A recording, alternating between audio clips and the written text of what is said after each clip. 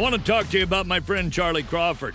He's a 10-time NFR qualifier. Charlie Crawford, time to just shake it out and win. Got it on him fast, set there up. We are. Here's a day nice money run. lead. You betcha 3-8. That's an absolute perfect run. Timing was perfect from the time the first swing is up. He's got the control. Charlie made it happen by being timed up with his horse with the steer, and being able to not just rope, but to pick that steer's head up without changing the momentum for the heeler at all. We know his beautiful wife, Jackie, all three of their beautiful children, the founder of the Liberty and Loyalty Foundation, which this year will exceed $1 million raised for military and first responders. I've said it 1,000 times. Charlie, it's time to rope, nod and ride, whip and spur. I want to welcome you to the Charlie Crawford Podcast. Let's ride. All right, I'm excited. We got Hunter Koch and JD McGuire here on the podcast today. Man, thank you guys so much for coming. Hunter, I know you're busy. JD, thanks for coming here all the way. Where'd you come from? West Texas? Yes, sir. Midland. Midland. Yes, sir. Out there working? Yeah, yes, sir. It's that oil field, just full-time grind out there, but, How excited is West Texas out there after the election? Oh, I mean, really excited. I mean, I don't know the right words. I mean, everybody's pretty ecstatic. I mean, what do you call it during the election? That liquid gold? Yes, sir. No, and he'll be pumping it here, won't he? Well, and it just help us with some regulatory stuff, Yeah, and, bring it down. regulations. Really, at the end of the day, I mean, I think oil was its highest Democrat president, and then Trump, it comes down, but it's better for the whole country, Yeah. in the grand scheme of things. So, whatever. I mean, whatever makes the world go round. Well, I think your regulations, like you say, that's going to help so much with everything. Yes, sir. If you'll expand your business and expand a lot of stuff, huh?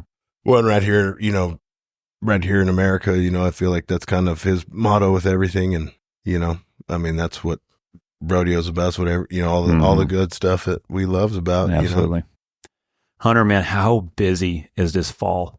I remember when I was rodeoing, you'd get done with the end of the year, Pendleton, there's a couple weeks left. Hopefully there's a tour finale, and you hopefully to win good at it, because you're going to have to last until the U.S. finals in October. Then after that, you're pretty much getting ready for the finals, and you got to make sure that you can eat between now and then. Now, guy barely even has enough time to even get ready for the finals, huh? Sometimes it gets to feeling like a lot, and a guy gets to feeling like he's just going 90 miles an hour all the time. But then I always find a time to, I'll be just sitting there by myself driving or whatever, thinking about it. And I'm like, this is where you always dreamed you'd be.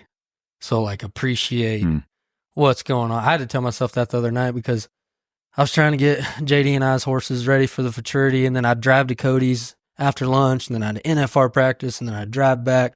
So I'm doing chores in the dark in the morning, doing chores in the dark at night, and then I get to bed for 5-6 hours, and then I go again. And it was like, but then I just get to thinking about, if you'd have told me when I was 16 years old that I was going to have this as a responsibility or a job, I'm like, this is everything I could have ever imagined. So I just got to put it in perspective. Be able to use that rope 17 hours a day, make a living. I love Pretty it. cool. I love it. So how much money do you think guys have won? Let's just say after the Governor's Cup, the jackpots, the futurities.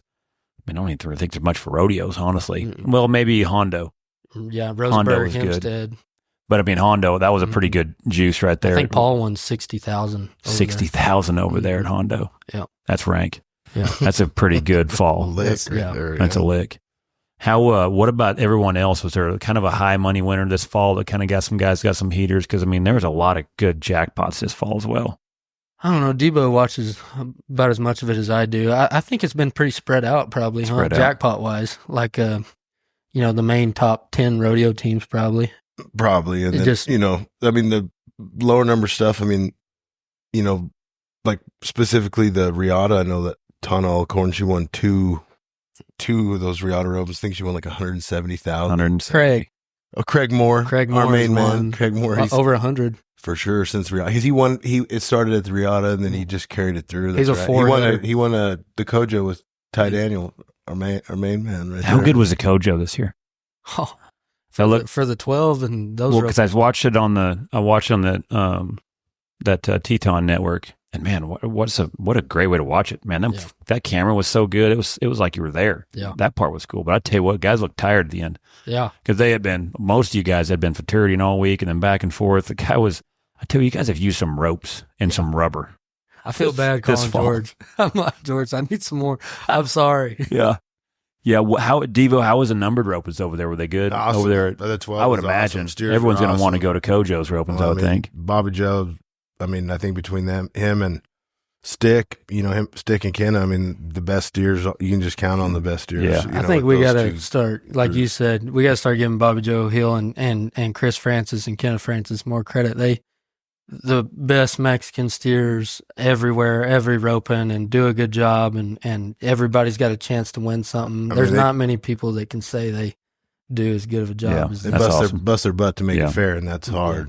I tell you what, though, man, how cool is that to get that George Strait style roping back again with Kojo? Because I never got to experience it, and you hear all the stories of Jade when he was young, and TG, and all them Garrett Tanazi when he placed 3 times, and Jade placed 3 times. Mike Jones placed 3 times. And that's how they bought their house in Stephenville, or that's how they set their life up, and I never got to experience. Yeah, it's back. That, which I take that back. I entered it the last year they ever had it.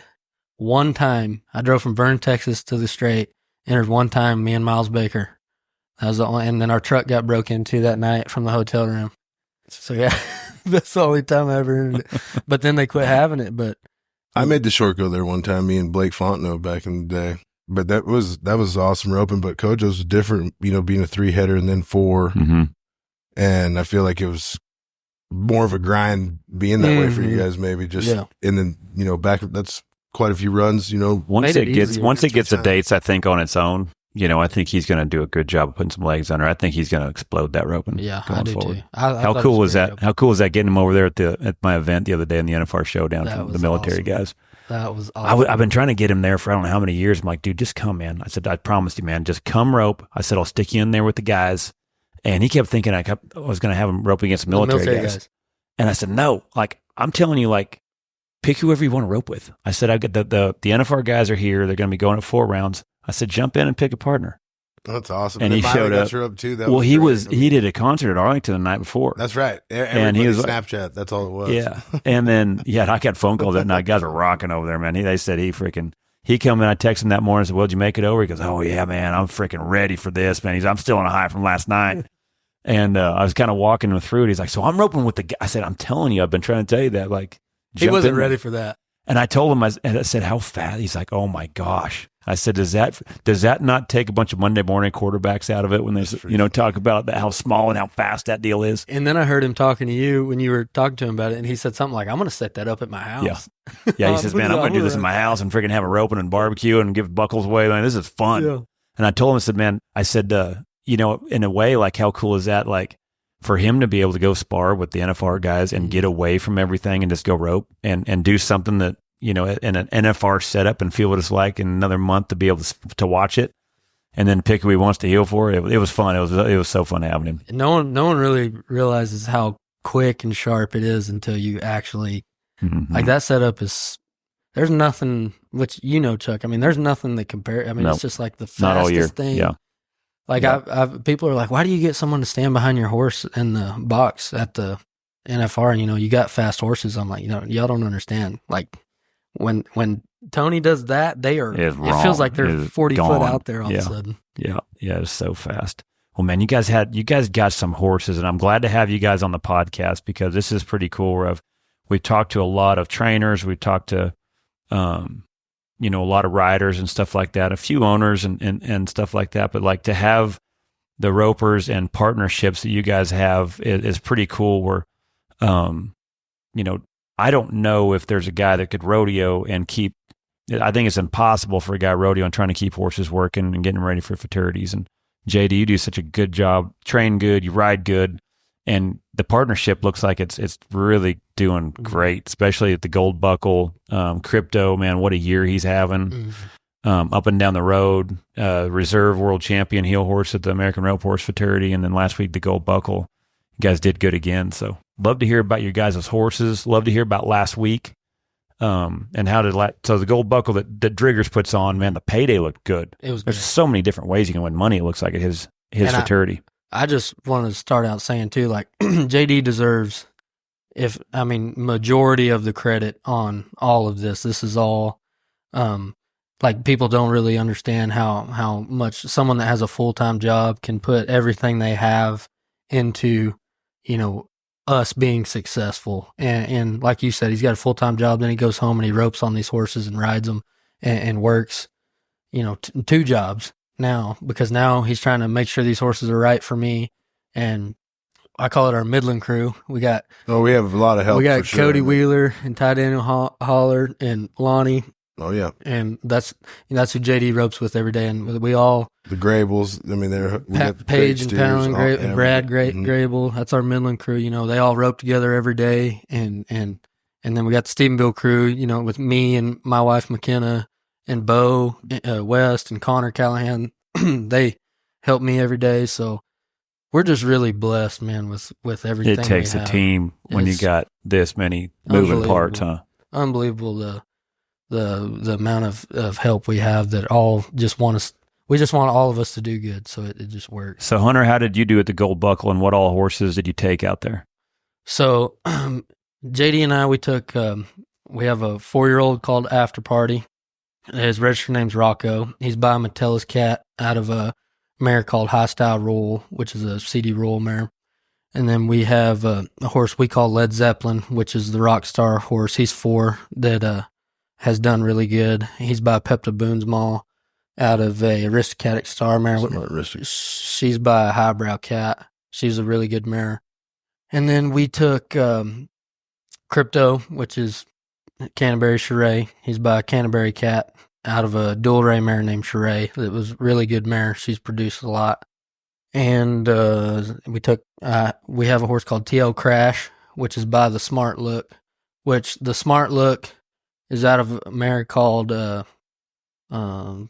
dang it, what's her name? She's the mama to Sandman. Maybe Don't Look Twice, maybe? She's the mama to Sandman, WR This Cat Smart, Dual Smart Ray, and one other. She's the mama to all them studs. So that horse's daddy is half sibling to all those great studs.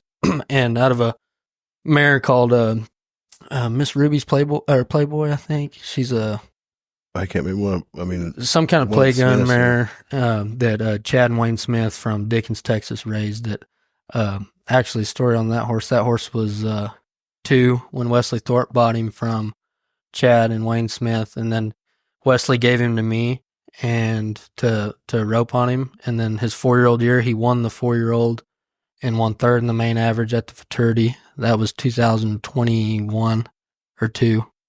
And then Wesley took him back, and then I bought him back from Wesley. Me and JD bought him back from Wesley this summer, and he's pretty special to me too. That was the first horse I ever did get on at a big futurity. Now, how many different horses did placed at up there at Fort Worth at the American Rope Horse Futurity, and then how many of them placed last week at the Gold Buckle? So Led Zeppelin, aka Rockstar, and Crypto. Crypto won 2nd in the Heelan, and that short round run on those reels on Facebook was so cool. Yeah, that looks so good. Rockstar won 4th, which Rockstar came back 7th, I believe. So he jumped quite a few spots. Mm-hmm. He made a great run. And he won 3rd in the four and under. And 3rd in the 4 and under. That's right. And he won the short round at Fort Worth in the big futurity. So he jumped. When they win the short round, that's a big win in my opinion, because that's literally the 25 best horses in the world. And when you're able to kind of win the short round right there, I mean, that's literally like that horse had the best showing that day in front of the big stage, the cast. Yes, so yeah. Joseph he's always in front of me. And I joke with him all the time, like, I'm tired of you being in front of me. So he messed up and got a leg on Copperton. That does happen with him. He calls him Tony. But so he's riding Tony around. I'm not saying that. I bust his balls on this podcast every chance I get. Well, he's the GOAT at the fraternities. We can't argue that. What a year he's had too. Santa Maria. So he's riding Tony around because he got a leg and he's still 8th callback or 9th. So I'm like, I'm finally ahead of you now because I'm 7th on Rockstar. And he said, watch this. And he goes out there and lays down like 230. I think he was 240 on that one on the bay. Well, like the short round run on Tony, he was but leading I think the third round, that's though. right. Yeah, I think that third round, he did like a 240. I mean, I've never heard of that. He blasted one on that day. I mean, Yes, that was phenomenal. Gucci's horse, too. So he goes 237 on Tony in the short round, and then I went right behind him, went 238, and he was like, "Why did I open my mouth?" I said, "Got That's you fun. once, got you once." That's hard to get on him, man. Oh, Gosh, it's dog, awesome. He's Well, awesome. Copperton, I think he's that's so sharp. one of the coolest Mhm. fraternity horses of all time. I mean, he works. He looks such a What great mover. year that dude's had, Mhm. man. It's cool to see. Which he was the high money heel horse of the year, I'm pretty sure. Yes, sir, for sure. And then I what? think we have to deal with him one more year, too. Yeah, he ain't going. Yeah, that 4-year-old man, he ain't going nowhere. Well, he was 5 this year, and I believe he's 2019 model, I'm pretty sure. I'm 100% positive I know a lot about that horse. And then which ones did good last week at the Gold Buckle? So After Party, which his registered name's Rocco, that's the Mantillas cat. He came back high callback in the 6 and under, and we ended up winning 4th. Steer kind of followed in the short round, and They had a great run. I mean, it was just felt tough like short round. it was just tough. You know, there was a lot of good horses, and I was happy because that horse is a lot, and he's 4, and I was just so proud of him just for battling it out with the big boys. And you know, me and JD's put a lot of time into him. He's not as showy as Led Zeppelin for sure. You know, he's more of an efficient team roping horse. I mean, he's going to be so good down the road for any jackpot or rodeo situation. I feel like, I mean, he's so fast, rides the turn great. He just goes about it a little different than Led Zeppelin, which Crypto kind of did too, right? So, I mean, I think that's kind of what we're trying to focus on, is just whatever they're good at. You know, we're not trying to make something that they don't have or whatever. Yeah. You know, mentally, that horse is a warrior, you know. And We call him the menace to society. He's just I mean, he's a wildcat. You know? I mean, he's gentle, good, all that, but But at 4, he's 15-1, and he can outrun most head horses. Like, he's just a freak athlete. 15-1, he got a good size to him, though. He's a big horse. Big horse. And then Devo, you end up getting the limited dub Yes, out sir. there on Old Crypto. Yes, sir. How cool was that? Oh man, Because how many futurities have you gotten to go to? that's the first one, right there, yes, sir. But Lit a fire up under his ass, didn't it? You know, it was. He let the limited know, boys, I'm here. Well, and I've been, letting triggers know I was wanting to go for sure, and that things just weren't working out the first couple, and then got to go to this one, and I mean that horse right there. I'll tell you the funny thing. So when I bought that horse, I bought him from Cody Porterfield. He called me, said, "Hey, I got this horse, and you need to buy him." And I said, I believe Kenny Platt had helped train him some from somebody that worked for him. And he said, I said, well, I'll come down there and try to get to try him. He said, no, you gotta buy him right now. Like, you got to make a decision. And I was like, well, I mean, can I see a video of him or anything? I think they sent me a video of them riding him bareback into the stall or something. Anyway, I got that video. Yeah. and he said, just buy him, man. I'm telling you, this is like this type of horse. I mean, if you don't like him, we'll do good selling him as a cutter or whatever we need to do. Just buy him. So I bought him, and then Wesley had just won the fraternity that year. Because they showed Crypto in the first round at Fort Worth in the cut, and he didn't make the semi. So that's when they decided to sell him. And so this is after Fort Worth when Wesley had won it. So I've known Wesley since he couldn't even kick below the saddle pad. His first team rope, and I mean, he's a tiny little kid. Anyways, I called him and said, hey, I just bought this horse over the phone. I mean, is there any way could you get him started for me, whatever? And he said, man, I can't, but Hunter's over here. He works for me, and I'll get him to do it. And I talked to Hunter. He rode him a little bit and liked him and rode him till he left for the summer. And then he sent him back to me. Well, shoot, I didn't have a place to keep him. And so I told my buddy Ty Daniel, I said, hey, can they just drop him off over there? I'll come get him later, whatever. And he said, man, you mind if I go ahead and run some on him? I think he's got really good horses. They'd had plenty that day. And so then he told me, he said, shoot, man, you can just leave this horse over here. If you want, I'll ride him. And then whenever you want, you can ride him. Well, I would go practice all the time over there. And I had just bought a horse through him, but from Bobby Simmons. And then I had a mare. I mean, we were pretty busy at work. So I'd ride those two, and Daniel would ride Old Crypto, and he'd say, you want to get up? No, it looks good, dude. Just keep going, And he stayed hooked all the way till the Riata. And then him and Wheeler entered the Open, and I entered the 12 with Wheeler, and I was going to ride Ty Daniels' horse. This is the first year, so they didn't have the proxy deal or anything. Just one horse had to be Riata and then just registered. But on the way up there, Wesley and Sean called, Sean Gray, him and Wesley Thorpe were partners on a head horse, and they, head horse, heel horse, and they had him entered a bunch, but he had one hole left, and Sean said, well, would you heel for Kirby Blankenship? We're going to have him head on this horse. And I said, man, I only brought this one to Ty Daniels, and, he's already has his run. And he said, you don't have anything else he could heel on? I said, well, we brought Crypto, but I've never even rode him. I mean, I'd never even kicked him in a circle. He owned it. And I mean, because it was going good. Ty Daniels does a hell of a job. I mean, he is a stickler for the rules. He's very, very, very detail oriented in the turn and staying free. And I mean, he does an awesome job. And so horse looking great. I would be, at this time I wouldn't really just grind it out roping wise. And so I said, well, we brought Crypto. I mean, I guess I could enter if that's what we're doing. And he said, well, yeah, let's put you down. So then Ty Daniels rode him that morning, him and Wheeler, and they made a bunch of good runs in the open. Didn't work out.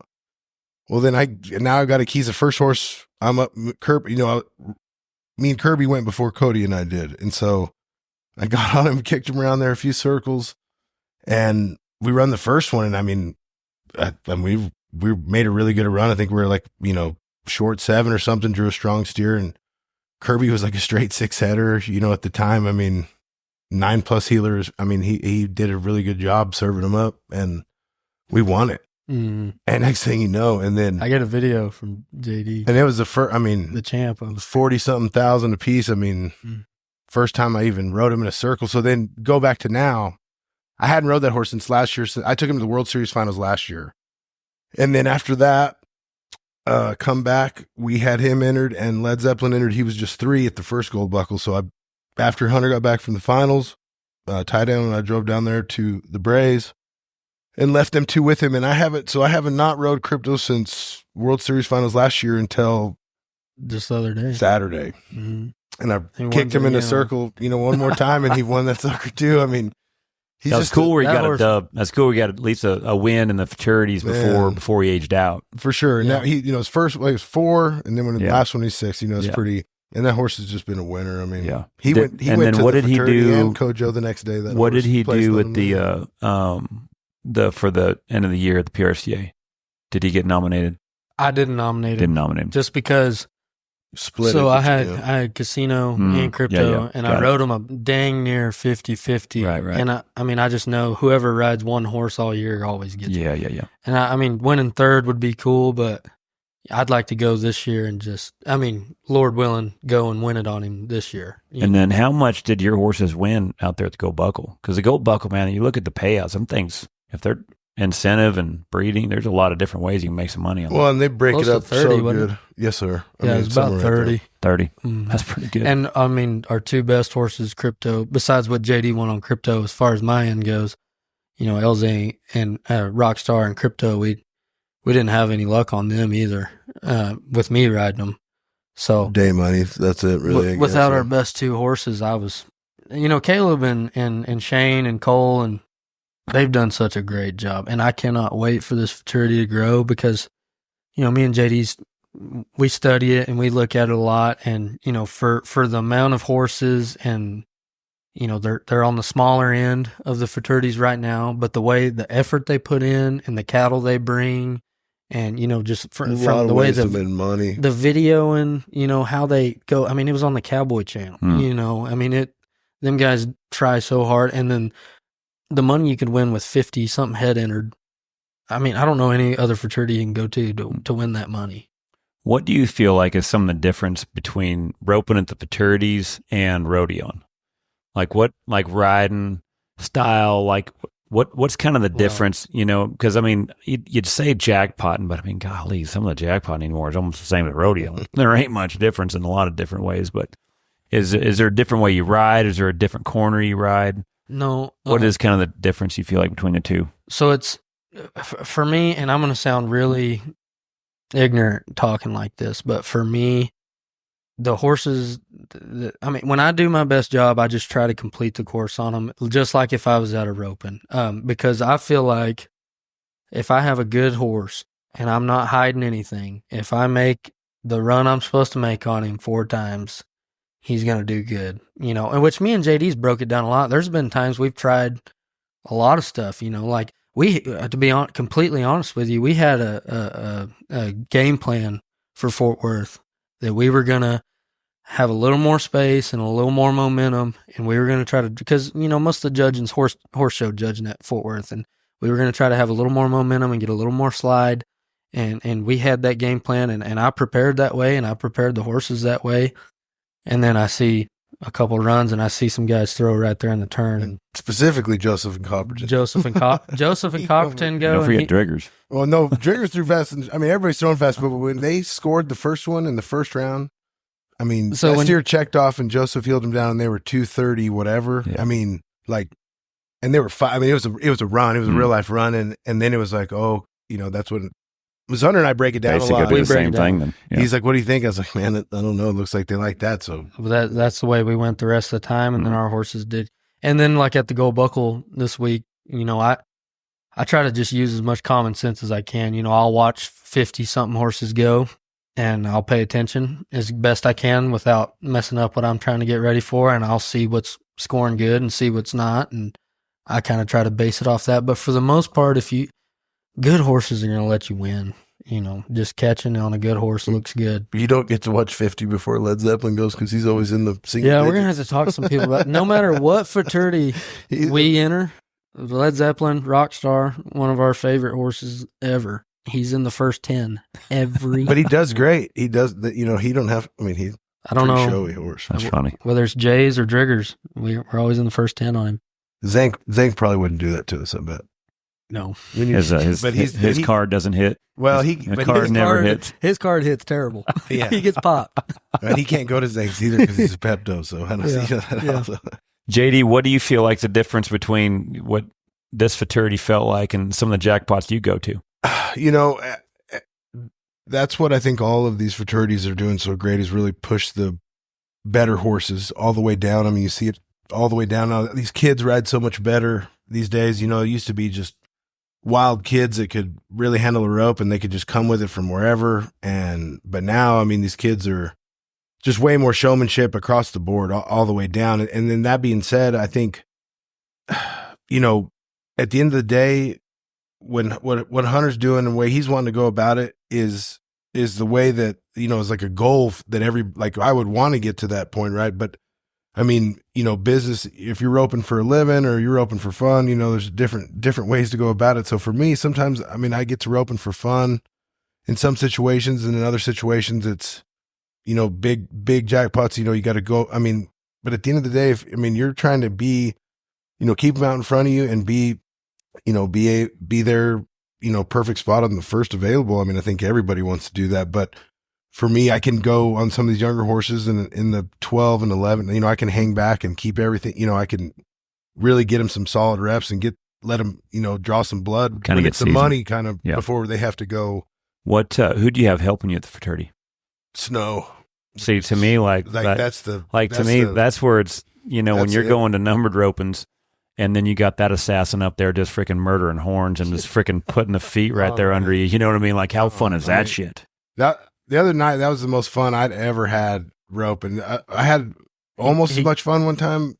Driggers, when I worked on Fury Fighting 7, we were putting on jackpots and we had some strong steers and we need to slow them down. And I called Driggers and I said, hey, dude, we need them right up here at the front, kind of break their spirit. And he brought like 8 head horses over there. And that's when that day probably cost me a lot of money. I really thought I was ready then, At the time I was either 8+ or 9, I was just like, oh man, for sure. Because to me, that's where the fraternities that so much, and I'm not saying anything negative on training or anything like that, but how much easier it is to show your horse when they put them in a spot where you can show them. And Snow, that's what Snow, the first few, I had a few bobbles, and then after that, he just kind of, hey, I'm going to go ahead and move these suckers right here, and Driggers, everybody's, give me pointers, this and that, and Driggers walked by me and said, well, I don't know what you're doing, just heal them. Yeah. And so then we just went to making runs, and what's more fun than that? You know what I mean? Especially like when you're working and then you go to because you kind of go to the high risk, high reward type jackpots. Mm-hmm. Yes, if you're going to go but as well win money, right? Yes, sir. And then, man, to be able to do that and then also kind of go there, because to me, like, man, how fun is that to get behind those guys? And I mean, that's what it's one day you can get off work, and then like it's say, awesome. how much did you win out there? Last week it was like I won almost 10,000, 9,000. So I thought I won. I thought I paid 11 when I looked on the internet what you won in the limited, and so I didn't know if there's other rounds too. But like, that's a good jackpot. I mean, there was 53 horses, maybe something like that. I mean, that's cool. It was but that's the thing, and that's something I kind of talked to Tate and Trevor and those guys. They were kind of everybody's. I was entered on a bunch of horses, and then I said, yeah, but it's something. I feel like after just doing this a little, like everybody that has any kind of ownership or any kind of, kind of like, oh, that horse should have scored this, or, if you'd have done that, like everybody should get in that fight one time just to kind of see. I mean, you can go to any jackpot, any one, amateur rodeo, anything, but that's a lot different, And well, to me too, and like when you go to the limited, in my opinion, and you're kind of training them and you're riding them. To me, when you learn the maneuvers and find out what they're asking, and then you're able to go home and kind of work on it. And 100%. And then how much does that do for your horsemanship? How much does that do also where it almost enhances when you go to the jackpots as well? For sure. And judging is so, I have never done that still. And I've been thinking about it a lot the last couple of days. I mean, it's so tough, and there's so many good horses, and the runs are fast, and then you got to make your calls. So when everybody gets to calling, we Crypto won reserve horse this year. And I mean, awesome. He did an awesome job. Joseph won it. So people call and they have their opinions, this or that. But to me, it's like, man, don't take something away from what this horse just did. I mean, he still won. He's not by a big fancy stud. I mean, he's the first one we started with. And, it's just like a home. Pretty cool. I mean he's like a part of our family. Yeah. I mean, he's been at Christmas pictures. You know what I mean? I mean, how cool is that? My daughters and my wife, all the time. I mean, like when Hunter's at the rodeo at Prescott or Tucson or whatever, everybody's in there and, they love Hunter but they love Crypto, you know what I mean? And so, and it's just awesome. I mean, the whole, and Joseph, I mean, he's, that horse is awesome. Everybody's doing the best they can do. And I think at the end of the day, we can't measure a horse off what they do at the fraternities anyways, I mean. Like Debo said, judging's the hardest thing. I couldn't even imagine. Because especially the healing. No matter what you do, it's so hard to me. No matter what you where you sit matters, and where and like you're seeing it from these when you get to watch it in slow mo 20 times and looking, here you swap. I mean, there's things happen. Well, if say you gave me a year to work on nothing but judging, and I took a year, and that's what I did every day. I worked on, I watched videos, I worked on, the criteria, the maneuvers, and this and that, and then I did all that work. And then, all right, here's the show, and I judge the show, and I get done with the show, and I'm like, that's the best job I could have ever done judging that. Someone's going to call me that night and go, that was the worst. That was the terrible. And that's team roping for sure. I mean, so I have a lot of respect for that. And I never try to think, like JD said, I never try to take anything away from anybody winning. Joseph beat me at the fraternity in Fort Worth. I'm just glad Crypto won second. Yeah. I'm not mad at Joseph for winning. I mean, he won. There's a reason he won. We use everybody's just like I was, like JJ Hampton said the other day. I think what she say about it. She knows it takes a village to raise a champion. Like if you want to have a good horse, everybody has their input. I mean, from Trevor and Miles to I talk to Dakota all the time. Paul calls and talks to both. I mean, Joseph. Anytime you see him, everybody's breaking it down. And like I rode Led Zeppelin at the Riata and I rode up there on him and he has a unique look to him anyway and he real classy made horse, whatever. But a few people, JD, what's that horse? And I didn't even open my mouth. Joseph come out of nowhere and he's over there. I mean, he was the biggest hype man for this horse. And he's competing. And he's riding Copperton. He's not, what I mean? So I was, Such a cool environment in it. Great, for sure. I love it there. For sure. Love it. Mm-hmm. But the fraternities have made these horses so much better. And I mean, you see the things like Joseph knows we're a fan of Copperton. It's not like we're all out here against each other. Well, you want to win, and then that's about it. Other than that, you're rooting for each other. We're a fan of what he's doing, and No, for sure. But at the end, it's still. I'd like to get a pull off Copperton one time. I'd like to swing my leg off him one time. I'd let him ride Led Zeppelin for sure. We could trade. How many horses have you rode at Joe's? All of them, except for Copperton. Everything except for what he's showing right now. And so we buddied for 2 years. When he roped with Chad, and I roped with Luke for those 3 years. 2 of the years that I roped with Luke, he roped with Chad, and we buddied every year. And there'd always be a week like the Lawton week. I was telling you earlier today, Lawton Sykeston week, where we'd be at Joe's house a couple days, and he would just stick me on him. He'd be like, he calls me Sugar. I said, Sugar, I never get to watch these horses go. Why don't you get on it? So I'd get on him, and like that mare, Lula. Oh, my goodness. One of the coolest. I mean, she would, as soon as the head would go on, she would just start stopping and just slide around there. And then the Bay, he rode at the finals for Luke. And I rode him. I rode the Governor, the horse he's kind of jackpots on here lately. So that horse was 7 when he bought him from Bobby Lewis, and Joseph thought he was 5. So he bought him. It turns out he's 7. Anyways, he took him to Northwest with him. Well, he was flying home every other week to hang out with his wife. And at that time, I was just, up there rodeoing. And so he would leave him with me, and I would get to ride the Governor every day. And he'd say, run as many as you want on him. We gotta get him trained. So I'd ride the Governor every day. And then I rode I don't think I've rode Street. And that's the horse I really want to ride is Main Street Boom. That horse is, I've heard from everybody. Is that the one that Jackie got to ride? Did she yeah. did, huh? They say That's right. Street is the GOAT of heel horses. They say that's the best horse. It was sad for him that he never got an AQHA I know. title. Like, That- how sad is that? that That's makes where that no deal's sense to that deal's hard. It's real hard. But Well, and Joseph, being a show guy, and Yeah. you can put up every rodeo run Joe's made, and you've rodeoed with him, so and you can watch those videos and be like, you can't say, "Oh, that horse didn't look very good."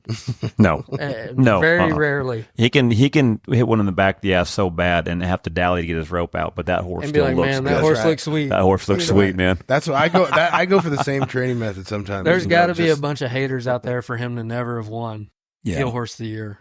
What I've heard that saying a lot of times too, where they talk about sometimes you don't know what a good horse is until you rode a good one.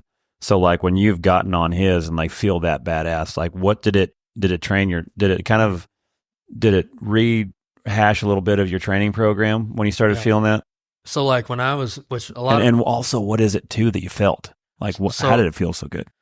a lot of people don't know this about me, but like I've been very fortunate when I was younger to grow up around a lot of great horsemen that aren't very recognized in our sport. And Chad Smith was my rodeo coach in Vernon College, and he's never showed or anything, but if you stepped on one of his horses and rode it around, you'd go, man, this horse is broke.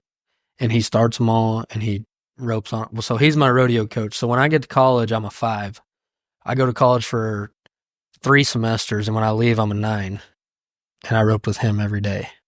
And so 3 semesters worth of that, and he did so much for me. Well, then, growing up in Vernon, Texas, I went to Chris Littlefield all the time, and Chris Littlefield is a great hand, and he doesn't go a lot and doesn't show a lot, but he has shown, and he's a great hand. So I went to Chris Littlefield's for, 2 weeks. Every 2 weeks, I'd go over there a couple days. He lived 45 minutes from me. So I'm getting the building blocks as I'm getting older. Well, then, I still didn't know much about, the show horse deal or anything. But I've been around how these guys think. So whatever I'm riding, whether it's good or not, I know how to think to communicate with them to try to make them better. I guess is what I'm saying. Well, then like I get Joseph's horses, though. So then I start rodeoing. Well, then I rodeo, rope with Matt Sherwood, make the finals, get around Joseph. Joseph, he takes me under his wing a lot. Paul Eves takes me under his wing.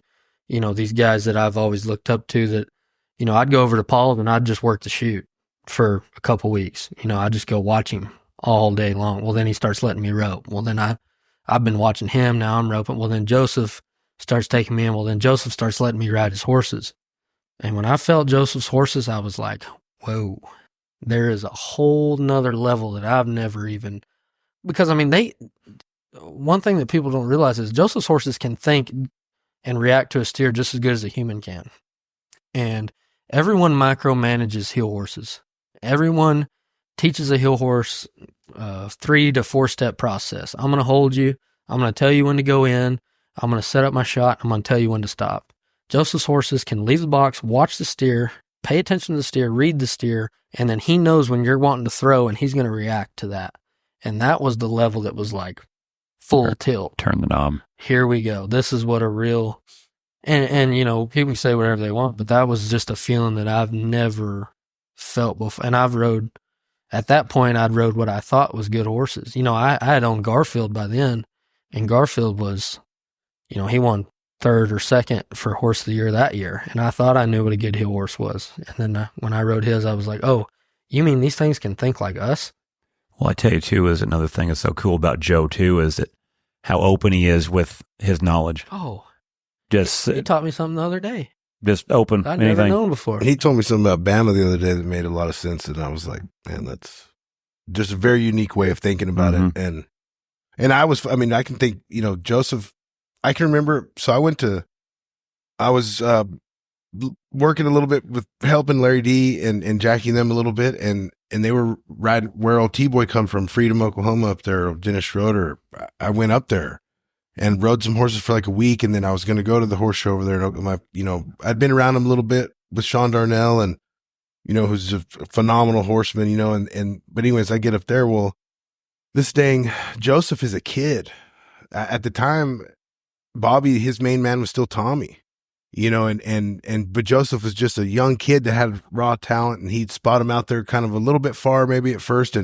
But I mean, the biggest gate, I mean, you know, he was starting to come up the ranks, but you know, to see where he's at now, I mean, I just, you know, he was a little hillbilly, you know what I mean? I mean, he was just, he didn't even have, he didn't have anything. He didn't have like, but he's like, he's got his stuff starched, you know what I mean? Like this, he's a kid. He's not how starched. You doing? He wanted to high five everybody and just learn, you know? Still does. Still. For sure. We're still high fiving. But you know, like that, at that time I had been like, I'd worked with Larry D, you know, or, you know, been over there helping, and I learned so, like, you talk about feel some different stuff in a horse, buddy. I mean, before that, I was at the Adamses and Randon. I mean, Randon would let me ride all the stuff, you know, and that's when you like, I felt like, you know, that's when I probably fell in love with just the horse part of it. I think, you know, we would ride so many good horses come from there. We had that, I mean, Transmission come from there, Rooster come from there, Diesel. Diesel come from Dusty Drake, but he was there. Blew up there, you know, and then, but then Randon, I mean, he could rack them. I mean, he had so many good, but we would ride 2-year-olds, Zank, Wheatley, Sprout. I mean, there would be so many people, and you'd get a string of 2-year-olds, we'd match, or all day we'd be out there just roping steers in the pasture. And then in the evenings, it's like, all right, you get on your best one, and we'd have a match on the donkey for dinner, you know what I mean? Whatever, or see some stuff. And then, like, you know, going over there to Larry D's and seeing those kind of horses. I mean, that was like when all the details, and like, you know, Randon's, there was a big surplus and a lot of rank ones. And then at Larry D's is kind of like, I think where me and Hunter kind of, you know, not near that big, but the way she kind of helped Trevor the whole time he was rodeoing, you know, like all those horses, I would see all those horses go over there, you know, and her and Jackie would be riding them, and I would be riding, you know, we would just going, you know, same thing. I think Hunter and I, you know, do it. And it was a lot of I was thinking about this the other day, because somebody's like, man, that's a very unique deal that you and Hunter haven't. I've kind of been a little high on myself on it. I'm like, oh yeah, no, for sure. And then the other night after I saw Larry D for just a minute at Abilene the other day, and, you know, she gave me a hug, and I was so proud for her to be there, you know, and this and that, but I didn't even, but I was driving home the next day, and I was like, man, I'm just, what I saw is what I'm doing, you know, and a different scale for sure. Right. I'm not remotely trying to compare to the success and stuff they've had, but you're doing, you know, we got to start somewhere, and that's kind of what we, yep. You know, and that's something I haven't even talked to Hunter about that yet. You know, it's like Larry D did a lot for Trevor then, and then now it's kind of turned around right a little bit. But I mean, we had so many good horses. I mean, and they had so many good ones. Think of all the good ones. I mean, man. One, like I tell JD all the time too. I tell him that, you know, I never take him for granted, because like when I have these horses, I mash the gas a lot, just because we have to, because what what's coming, what's about to happen. We got to show them, and they got to beat Copperton, or they got to try to compete. Well, and that's what was going on with Trevor and LD. When Trevor gets him, he's got to mash on the gas. So I remember LD telling me a lot of times, he would get one and put too much heat on him, and basically he's like, well, if they can take it, they can handle me, and if they can't, they're not gonna. But then she was able to kind of keep them put together a lot because she was able to slow them down. He was going about it a lot different than he is now. Mm-hmm. I can tell you that. And he would, they could probably laugh and tell you. I mean, he had that big gray. Remember the Quattro? I think it's Quattro. But my buddy Cody Anderson owns him right out there in Kermit, Texas. I mean, he's still. But that horse, specifically, I can remember that horse was good. Oh, I mean, he was a freak. He was wild. It was wild. But I mean, I watched just a couple practice sessions, and then now, I never seen anything move his feet like that. And big. I mean, he's 16 hands. That horse was full grown. There was a year that my horses got crippled. I had Patron colicked. My good horse shoulders went out, and I'm on a third stringer out there, and I'm just getting my ass handed to me. And I got to Lovington, and Trevor's like, man, jump on the gray if you need to, man. Yeah, he'll blow your resist all off. I mean, and I just remember watching him. He was tricky to score. That's right. But I just, whatever reason, I was able to, when I touched one off, he never wiggled. And I'm telling you, God wiped the barrier out. And when I roped, I got a half a dally, and this sear's already turned. And this son of a gun is just pedaling. And Cardoza's out around the end of it and just first hop, frickin' lays back. And when this son of a bitch goes to face, remember that little, do you remember? No. I mean, I've been on stuff that'll hurt your back. Out. You remember that little pig on the commercial, the little pig, and he had his head out the window and a little propeller, and he's like, wee! You remember that? That's what I started doing when I felt that son of a bitch face. I was like, it felt that cool. Like a carnival ride, you needed a ticket for it. I'm like, holy. And I got to ride him again the second time, and I'm like, wow. And then that's what I was saying, like when people said, like, you don't know what a good one is till you rode one, I was like, I've never rode anything like that ever. That was the most athletic horse I'd ever rode in my life. Man, they would have some calf horses over there that LD would be riding, Jackie would be riding, and I mean, they're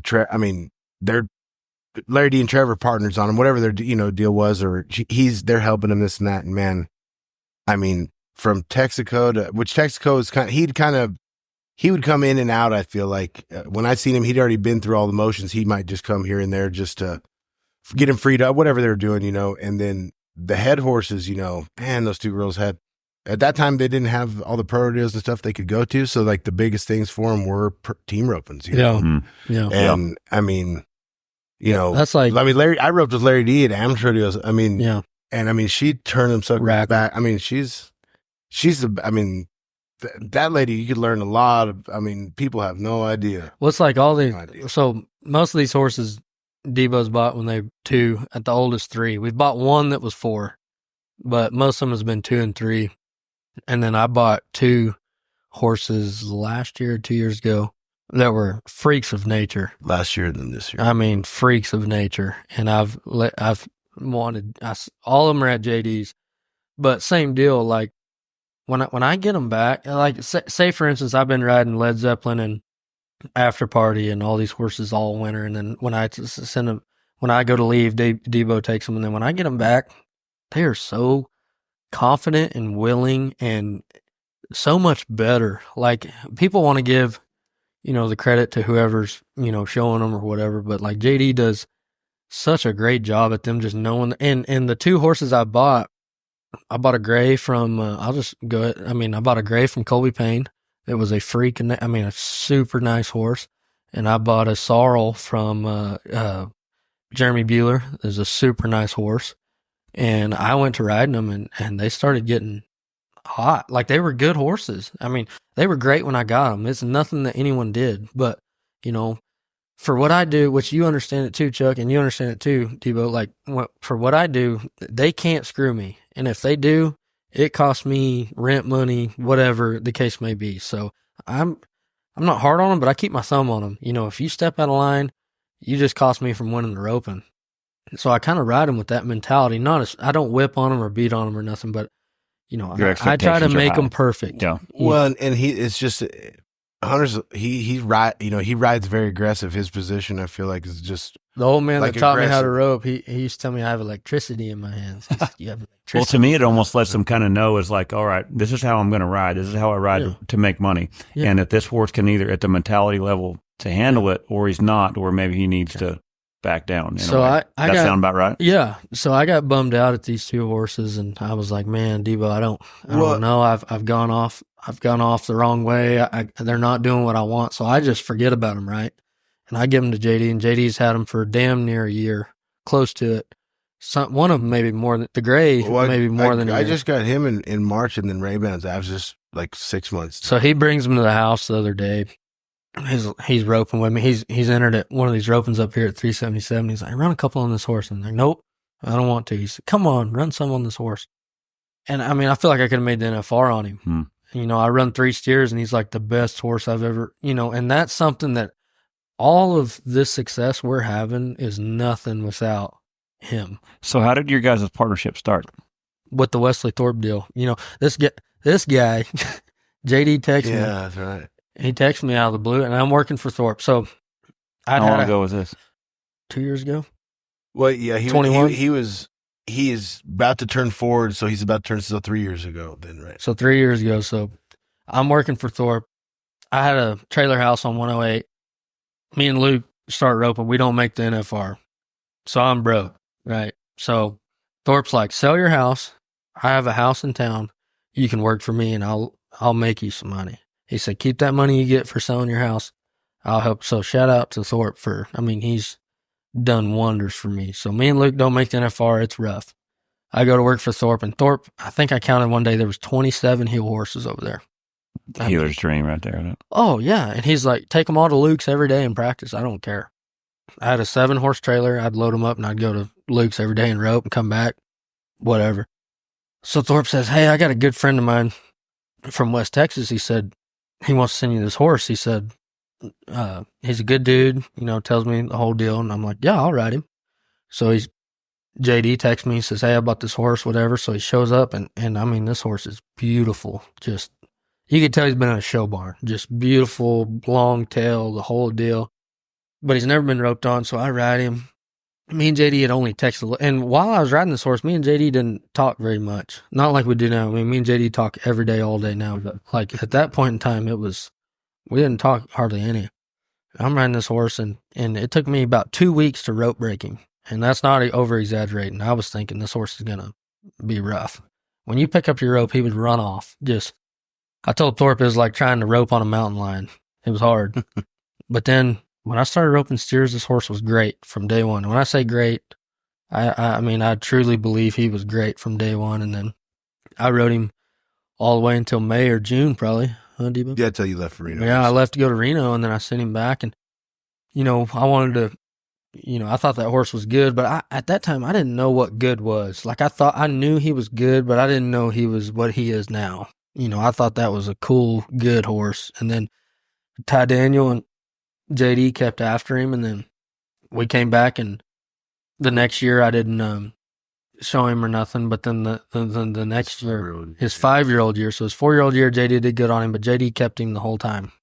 And then his 5-year-old year, JD brought him to me before the futurity, and we just sat down in the living room one night at my house. Well, we got Led Zeppelin. Yeah. Right, because the first year, yeah, that's right. The first year, like it was a monthly deal, and I paid him every month, just like you know, just regular deal. And he rode him; it was all good. And then the next year, so now Crypto's 5. The next horse I bought was Led Zeppelin or Rockstar, and I got him from Melanie and Ty over there at Solo Cell.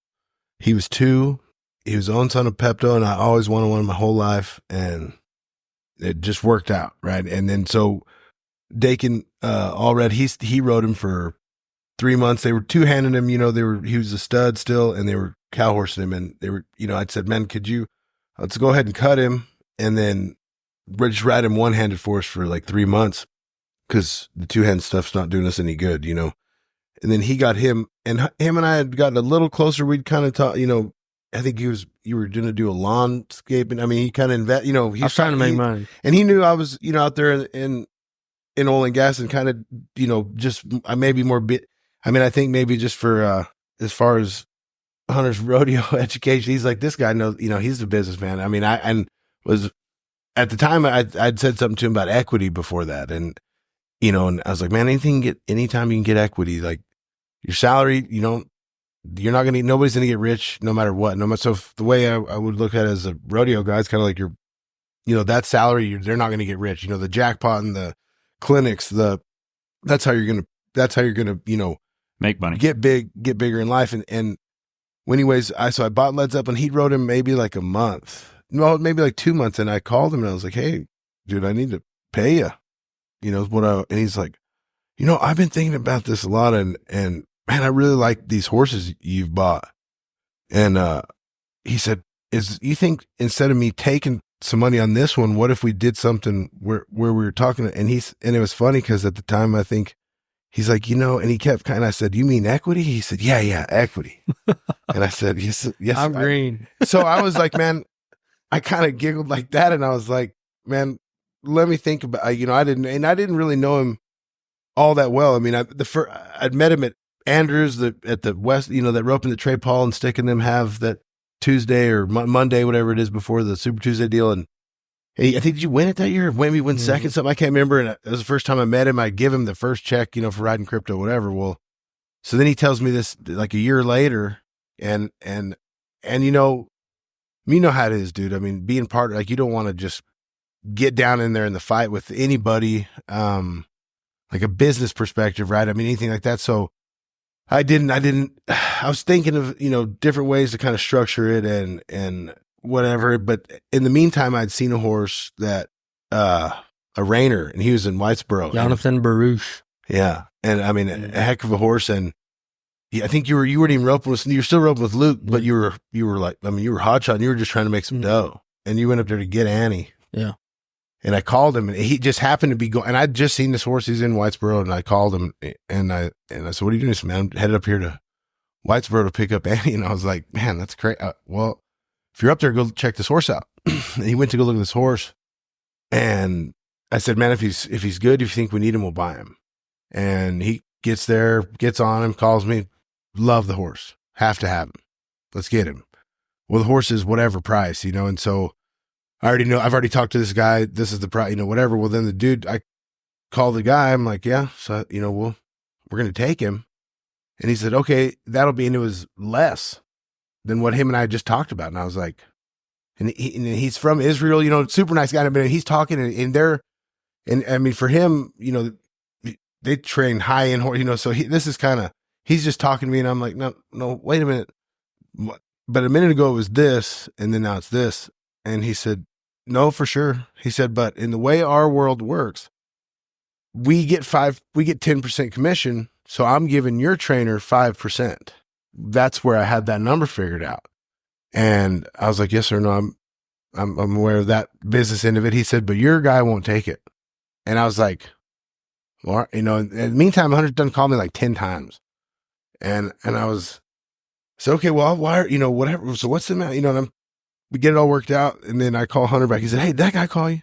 I said, yes, sir, he did. And he said, well, did he tell you? Because if he didn't tell you, I just want you to know he offered me this, and I'll just mail you the check, and I didn't know this guy from anything. And so at that point, I kind of laughed, because in all reality, I mean, that's business. I mean, I wouldn't have been mad at, I knew, I guess I anticipated that from the jump, right? I mean, I was good with it. Like, you're finding the loyalty. It's got to go around. Well, it's got to go, this business got to go around. And I trained horses for a long time. I mean, that's all I did. And it wasn't near as good, but so when you were selling one to a customer or whatever, I mean, that's just part of it, right? Yeah. I mean, some people might take offense to that, but that's just the way it is. And for me, I was like, no, he told me. And he's all right, well, that's good. I'm going to head. And I said, and he, in his brain, it didn't matter anything to him. You know what I mean? And so before he hung up, I said, hey, dude, and just so you know, I'm going to figure something out. And so then I really took it serious. And then like, for Hunter's perspective, I mean, me and Snow will get to laughing sometimes because, Hunter, if it's like, hey, do you guys want to do this? I mean, if he'll say yes from like the deepest, I mean, he's 150% all in, you know what I mean? Like, right. he does not, and he's not thinking 5 minutes past that, but right then, are we eating at chill?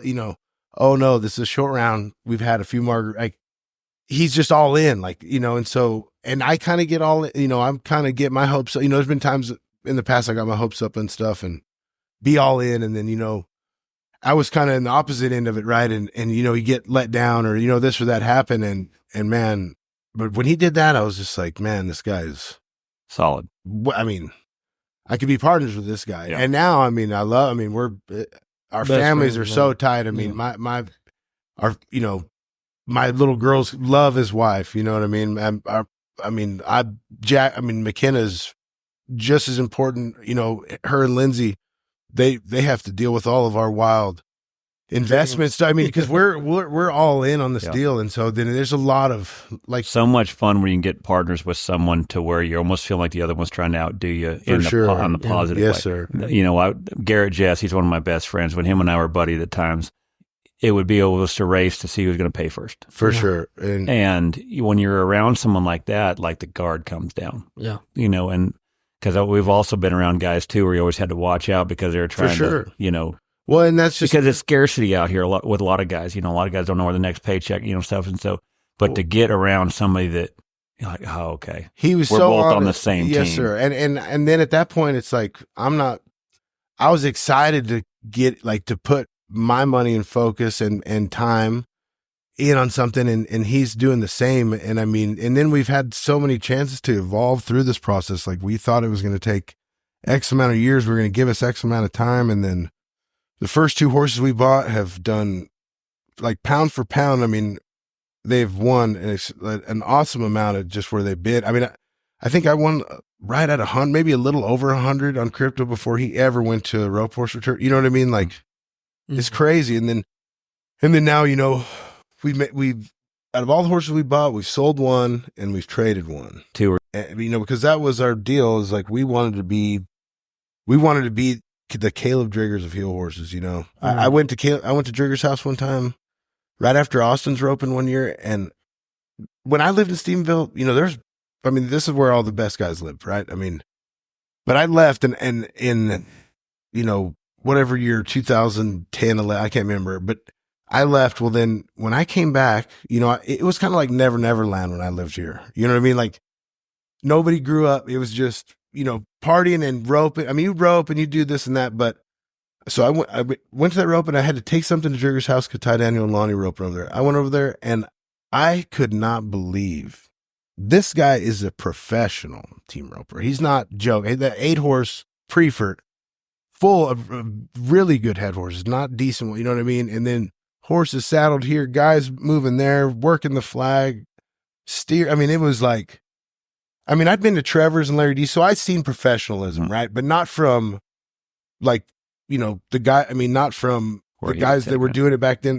This was really doing it. And it lit, like, I was like, wow, this is this is a business, and this is a successful business. And then, it's so much better now with these all the stuff that we can do. And so when we're all in, it's just been, we started this deal. We just wanted to have the best ones, and we didn't care, and we didn't really want to sell them.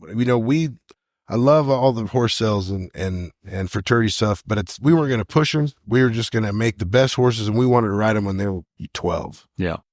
And, we've been very fortunate that some of them worked out good when they're young, and that's where these fraternities are so good, because you can get your capital invested back, against horses. You can see right where you're at in the industry, and then, they're paying great. It is substantial, especially money. Like say when you guys are able to double dip, for sure. When you're able to hit the open and then you're able to hit the limited, that's where I can see where you guys are going to make a good it's team. Awesome. And and then Snow, like I hope it's been awesome for him.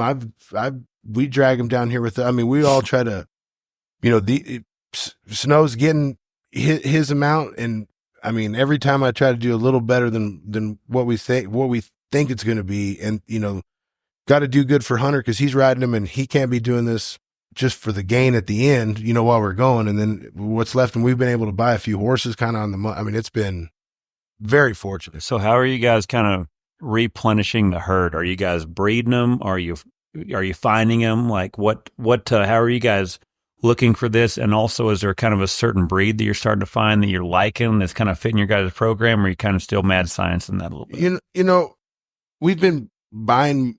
I mean, I have one mare that I bred, and then she had a Whiskey and Diamonds colt, and then I bred her again this last year to Cyber Monday, trying to kind of go with the cow run cross deal. You know, just kind of getting in there with all the other team ropers. You know, in this deal, trying to make our own horses. But that being No said, breeding yet. No. So I mean, we've had one hit the curb, and then one is still in the oven, if you will. But we've bought So you're dabbling with that a little bit then. But we did buy. So we had Crypto, right? And we've loved. I mean, he's a fan. Well, I found a 3/4 brother to him. So Crypto's by a son of Highbrow Cat out of Charay, and then I was able to find a colt that's actually by Highbrow Cat. And out of that same mare, he's 2 years old. He's at Chris Littlefield's had him since. I mean, he broke him, started him, everything, and we call him Mini Crypto. But so I guess we dang sure knew we liked that, so we tried that again. And then I feel like the head horse deal and heel horse deal is different on this team roping thing. You know, I mean, the head horses are definitely different, and the cow run cross, I mean, it's starting to, you really see some success already very, very fast. I mean, it's pretty impressive. On the heel horse side, I mean, you know, the best cow horse on the planet or the best, you know, cutter on the planet. I mean, if they're big enough, I mean, they'd probably be a very good heel horse, you know? And so you can almost stick with the double cow bred on the heel side. Yes, sir. But so I think it'll eventually evolve because there's great studs out there like, you know, Drager stud. You got, I mean, Jake Cooper stud is both ends. And then, you know, of course, Kilo. I mean, that horse of Trevor and Miles. I mean, I don't even know. I mean, Hunters rode him, said he's he's a real life heel horse, you know? Yeah. So now you can see where the heel horses are going to come into their own breeding like that. I think it'll just be it'll be a little longer. I mean, because the head horses have come on so fast, and the cow horses are they're still, you know, damn good too. Yeah, for sure. How much money do you think as you guys have teamed up, what do you think some of your horses have you guys totaled up your guys' earnings? I haven't. I bet Debo has. I mean, I haven't really. I mean, other than I keep track of some, like, you know, I know where. I mean, the futurity is very easy to see. There's a horse that's coming up in Jeremy Barwick's sale, the Western Bloodstock sale. You know, there's one, like another one, a Mini Crypto in there, if you will. And so I could see their black type. And, you know, that's a pretty easy way to say, oh, because there's his name and it shows exactly what he's won on that colt, you know, when they're showing the earnings for the other horses. Yeah. And, I mean, I know kind of what we want at the fraternities as far as like the rodeos go. Rodeos is tougher because rodeos and jackpots is hard. Yeah. Yeah, and I mean, it's been a very good year since I've been around that gray horse that Hunter was talking about that came from Painkiller. I mean, man, I've won a lot of money on that horse. And then I think you won every rodeo that you won, I think, was on Crypto. All the big rodeos was on Crypto. Because that's what's kind of cool. Like last week I had Schaffner in here and his stud did good at the AQHA and won the senior head. And so it was pretty cool. And, you know, we were talking about, you know, one of his horses that one of his guys bought, and he has jackpots. Mm-hmm. And he went to the World Series final last year and had somebody come up and said, "What do you want?" Yeah. And I think the guy said, "Look, I'll give you 150." And he called Schaffner and he's like, "Man, do I sell him? You know, I mean, that's a lot of money." He's like, "Right. But like, now how much do you have a chance to win? And then now you got to go find another one and go win on." So where you guys are having the good horses, where you guys are actually, you know, you're looking at how much you can win on them, because that almost beats selling them in a way, unless you're just over flooded with them, right? That's right. I told him that about Crypto. I said, just because, I mean, anybody could, like your kids could ride him, or I could ride him, or, you know, anybody can. A lot of people can get along with him. And I said, are you fully prepared for somebody popping off, someone saying something ridiculous? Because I said it's coming, and he said, "Well, what do you think?" And I said, "He isn't for sale." And he said, "Well, I feel the same way." Well, I mean, my wife and kids that'll be it. If Crypto can, he's not. There's a few horses. Well, really every animal on our place. You know, I have a lot of useless animals now that I never would have had in He my has past. ducks and goats and many donkeys. And We heard of many donkeys. Yeah. I mean, Paul. Thanks I'll tell to you how bad Snow it's and gotten. me. Is Paul called me the other day wanting to know if I had any ponies for, you know, because his daughters wanted to get into training. I mean, it's gotten bad when people are, you know, calling. I thought, oh, I have plenty of hill horses, but I can't get rid of these donkeys. Oh, sorry, Paul. This is kind of, but no, that's, I think one of the things, like, so and I talked to Trevor about this the other day. We know we traded, like I said, we had sold one horse we've bought out of all of them. And I mean, two of the very best, probably set the team roping horse price market in the Wilsons. I mean, and Brooke loves him. I mean, you know, we're not in the horse trading, but the other one we traded, Trevor and Miles. But that being said, because that horse, I mean, this is primarily a deal that's more about Hunter than it is me, but I told Trevor, he kind of asked about our deal, and I said, man, I'm not naive to the fact that Hunter doing great at the rodeos has also benefited me for sure. Mm-hmm. And he's kind of smiled and was like, I think it's kind of where he's, you know, this horse got his brand, you know, but we want to be on Trevor and them's team, and I want to be on Hunter's team. Like, it's kind of like, it gives crypto a little relief, right? And then also, the horse we traded them is a great head horse. We don't head very good. We're just heelers heading. So, I mean, it was a better fit. And then our goal was to have awesome heel horses. And I mean, that horse is awesome. well, and like JD it's, said, I mean, JD said, you know, Crypto's 6, about to be 7, and my other good horse I was hauling is 18, about to be 18. So Crypto taking every run was about to get hard. You know, and there was a time last year when he needed every run because, you know, he was young and green, and, you know, his first pro rodeo was Fort Worth, and I rode him hard from pretty much Odessa until Pendleton.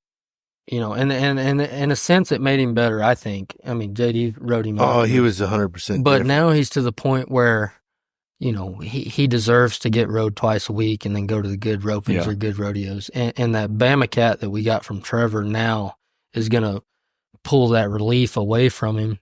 Well, because he's so awesome. And I think that's kind of, Trevor was like, you know, just, he's watched Hunter a lot more, I think, and just his style. He loves that horse like we love Crypto or whoever. And he was like that style when their run and everything is going to be, you know, and so my big deal, and this is pretty funny, but I was talking to Thorpe the other day and we were talking about horses, and he said something about, you know, I heard you guys got another horse, and I was like, you know, I didn't really know how much it got out, and I said, no, for sure. And I said, man, if I can just keep that knucklehead, just like, if he can just, I told him the hardest thing to battle is going to be AKA me. he's going to feel so good. He's going to want to take him this right out of the gate. And I was like, and not about the horse or Hunter, but life is about momentum, you know, and everything. Like, momentum is one of those things, like, once you start getting it going in the bad direction, it is hard to roll over. And some of the horse, like the gray and some of the other ones, like they come from awesome programs, but going like Hunter's up there asking for, you know, it was just kind of, you know, he didn't have a choice at that time to not stick it on him because they were going to be the replacements for the ones he's talking about. Yeah. So he's probably asking him for a little more than what he generally wanted to. Well, I was trying to keep from that, and then I just wanted it to be just lights out for him right out of the gate. Well, and Thorpe, you know, we're talking, and I'm like, I think if I just to like Andrews, you know, I think he would have it so dialed in and whatever. Well, the next day I get a text from Thorpe, and it was a video, and he's which I called you on the way. He did, and I just kind of laughed because he told me. I said, "What are you taking this morning? What did you decide?" This was last week.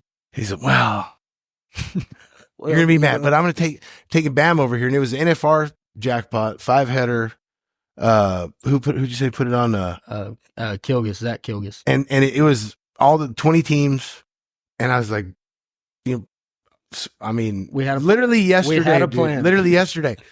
And then I'm like, man, you know what's funny is I kind of talk, and I almost even called Thorpe to be like, dude, but I didn't say nothing. I was just kind of, I get this text message from Thorpe, and he's videoing the arena, and then he's scanning, and here you just see Bama's head, and then Hunter's just smiling. He's like, I mean, you know, just smile, like, which I love. I mean, I love it. And then he did really good. They won the jackpot, and then first person I see at the Abilene Trevor's like, man, I heard Hunter's already, drilling. I'm like, man, for sure. And we kind of laughed because him and I talked about the same deal and said, man, Hunter's, when he gets all in, that's just it. And there's no, and that's what makes our team great too, is just the funny part there. So how many heel horses you got now underneath of you?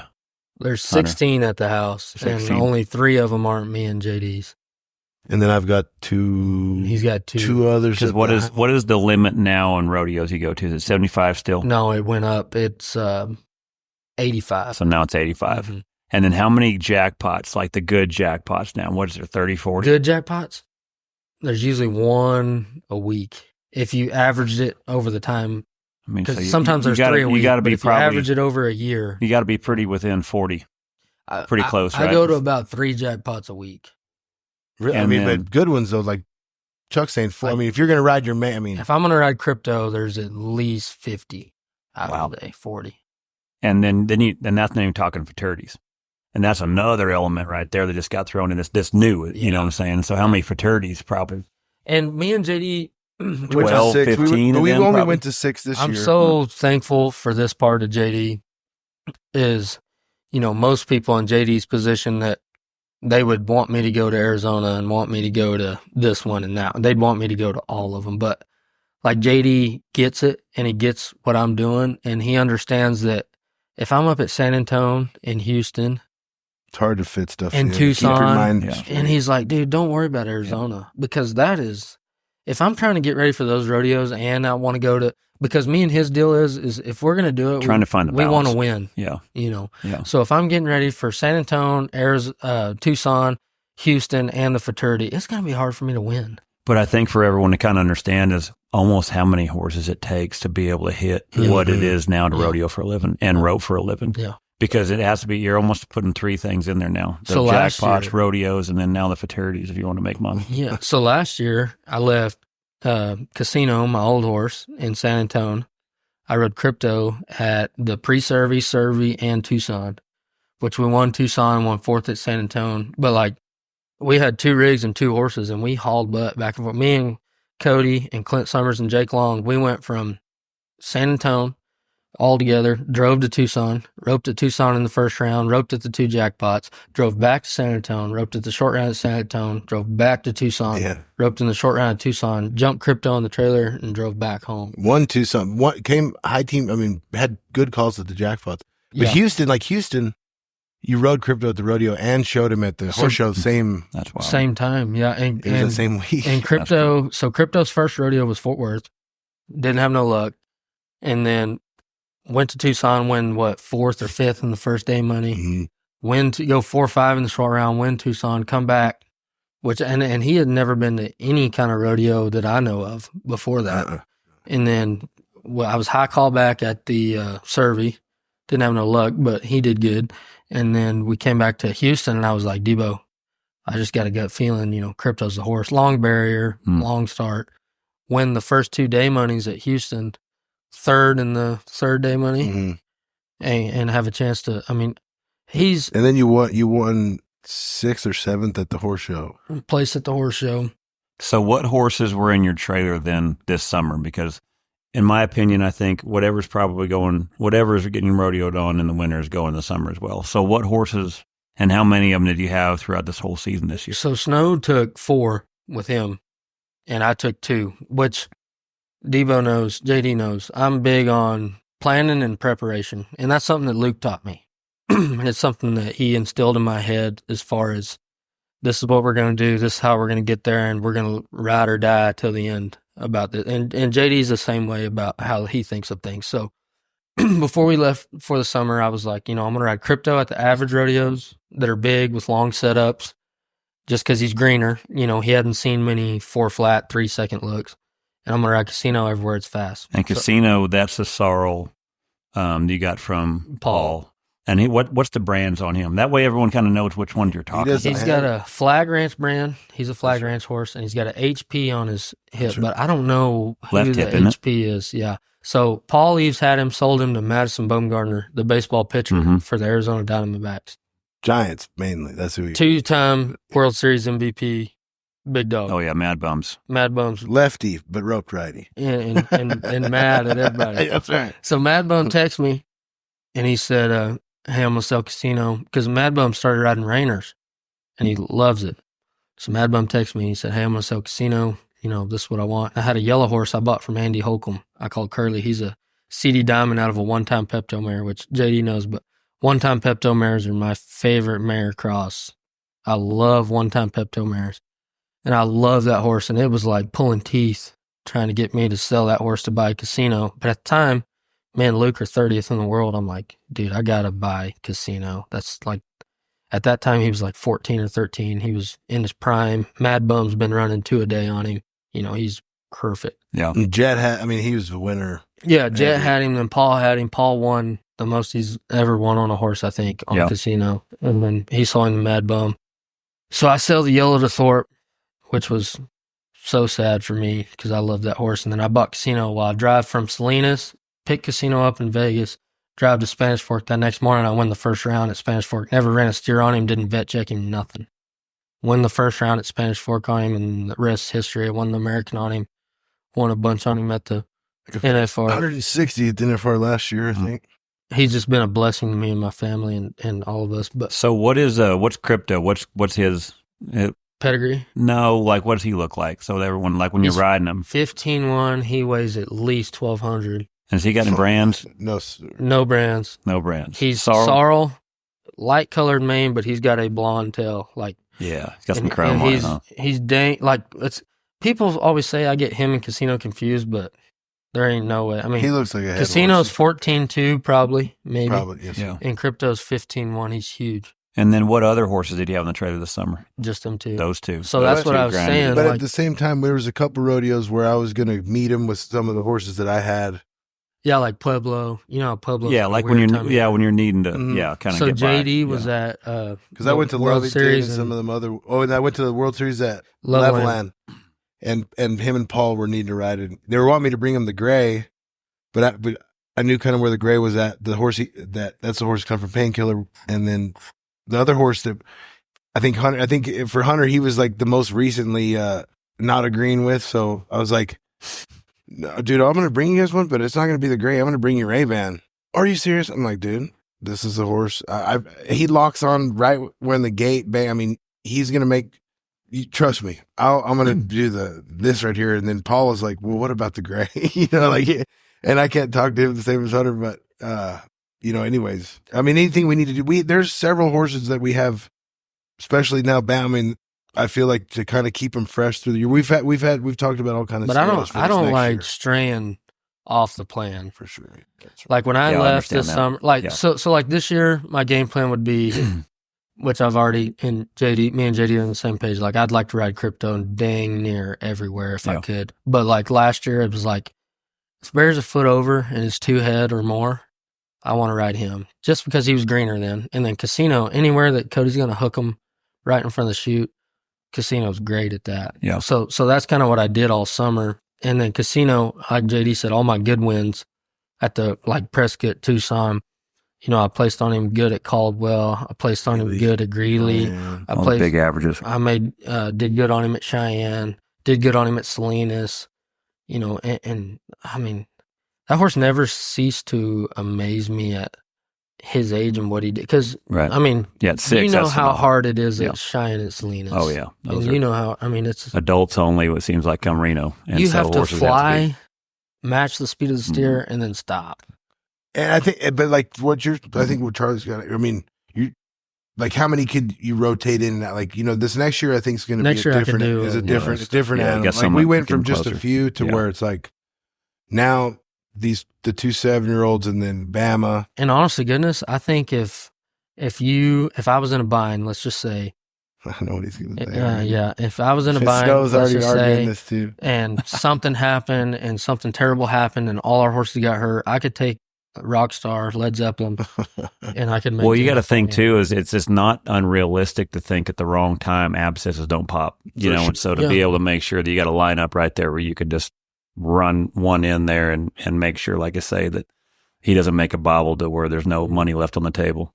Well, like I rode the gray the other day and helped on him that JD's had for a year nearly. felt like one of the best horses I've ever rode. I've rode the sorrel that JD's had. He's going to be 8 coming up. Feel like I could do good on him. Our young horses feel great. I feel like, one good thing about me is, I'm not trying to sound conceited or anything, but I don't micromanage them at all. If they mess up, it's not a, if I push them around the end of it and they run by, it's not a big deal. I don't hold them out and make them run in and make them hold that spot for 3 jumps. So I guess what I'm trying to say is they're pretty accustomed to real team roping. Yeah. I don't ride them like a trainer because I'm not a trainer, to be honest with you. People can call me a trainer. JD knows I'm not a trainer. It's funny when people say you're a trainer. I'm a team roper. And JD knows my goals. My goals is win the gold buckle 9 times. I want to win 9 of them. And, I love the fraternities. I'd love to do it when I'm old and can't make the NFR anymore. And I would love for me and JD to keep doing good at them. Yeah, you guys got a good start. But at the end of the day, it's about winning gold buckles for me. Yeah.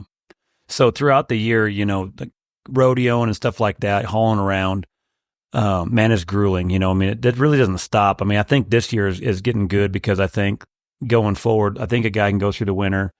I don't think going out west is really a make or break anymore. So a guy can kind of stay home, tighten his stuff up, go kind of get sharper in fraternities. But I think it even starts earlier now than Reno almost, but maybe a couple weeks before Reno, it's on. Napa. No. It is on, yeah. Napa got moved up early. Sisters. So basically the 1st of June till Pendleton, man, it is all in. And so for guys rodeoing and guys understanding rodeo, a lot of times you'll have buddy teams, right? So you'll want to make sure that you can get in the rig. And what a buddy team is where basically you and another team, you guys, you enter together. So when you call an enter, you buddy. And then so 4th of July, it seems like it's real handy to have a buddy team because, you can send a rig to St. Paul, then send another rig south to Prescott. You're trying to be in a rig. Trying to make Pecos too. That's like the outlier so far. You're trying to get it to where, you're cutting costs as much as you can. There's 4 guys in a rig. They have help. You're able to have horses in certain different rigs. Like when I was buddying, it seemed like we had 4 rigs a lot of times at it. And so somebody would have a driver was sitting the horses, at a spot where maybe they're getting some rest while the rodeo ones, man, they're in, St. Paul and then flying down to Prescott, doing all that stuff. And so that's what kind of a buddy team is. And to where it does help save costs. It's pretty handy, but sometimes, as a buddy team, it can get a little bit, testy at times, right? And so there's has there been any buddy team stories or anything like that where, maybe sometimes things got a little edgy this summer at all? Well, we have one good one. And Coy Rahman might. Bad Boy Coy? might. Scrapper? Bad Boy Coy might fight me for this one, but. Well, he will. I promise he will because he's got to have the record for the most fights of a team roper that I know of. I'm going to set this straight. Bad Boy Coy, I have respect for him for trying. He ain't scared, but you better be ready to wrestle after this because he's coming. And I didn't tell you this part of the story, Chuck, but I'm about to. Man, dude. So it all started in Eugene, Oregon. So we got to go from Eugene to Greeley short round to back to somewhere. It was one of them deals where you're going to 5 rodeos in 4 days or 3 days or whatever. It was a hectic time. So we haven't had much luck. Me and Snow and Coy and Ross are making the short round at Greeley, and then we go to a couple 1-headers and don't have any luck. Well, I think you guys caught 4 steers. Yeah, it was just not, it was going okay, but it was not going great. And my partner, and he runs hot. So that redhead boils. We get to Eugene. We're in the perf. Coy misses. Me and Cody go 3-8 plus 10, and Cody is hot. It's like the 3rd barrier. He's broke over the 4th. And we get back to the trailer. Coy goes to unsaddle his horse, and he's right in front of the tack room. He just steps off his horse right in front of the tack room.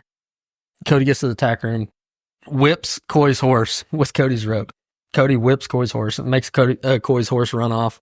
Says, "Get your freaking horse out from in front of my tack room. I'm tired of you being in the way all the time." So Coy grabs Cody's rope, throws it in the parking lot.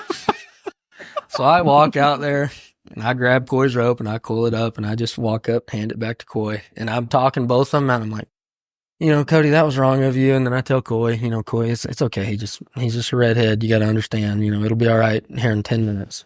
So I talk him out of it. So Fast forward a couple weeks later, we're on our way to Ogden to the Slack. And we've been staying at Ben Jordan's house, which Ben stays in Spanish Fork, Utah.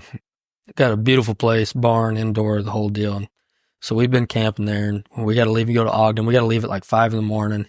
Ogden's like an hour away. Slack starts at 7 or 8 or whatever. Coy's sick.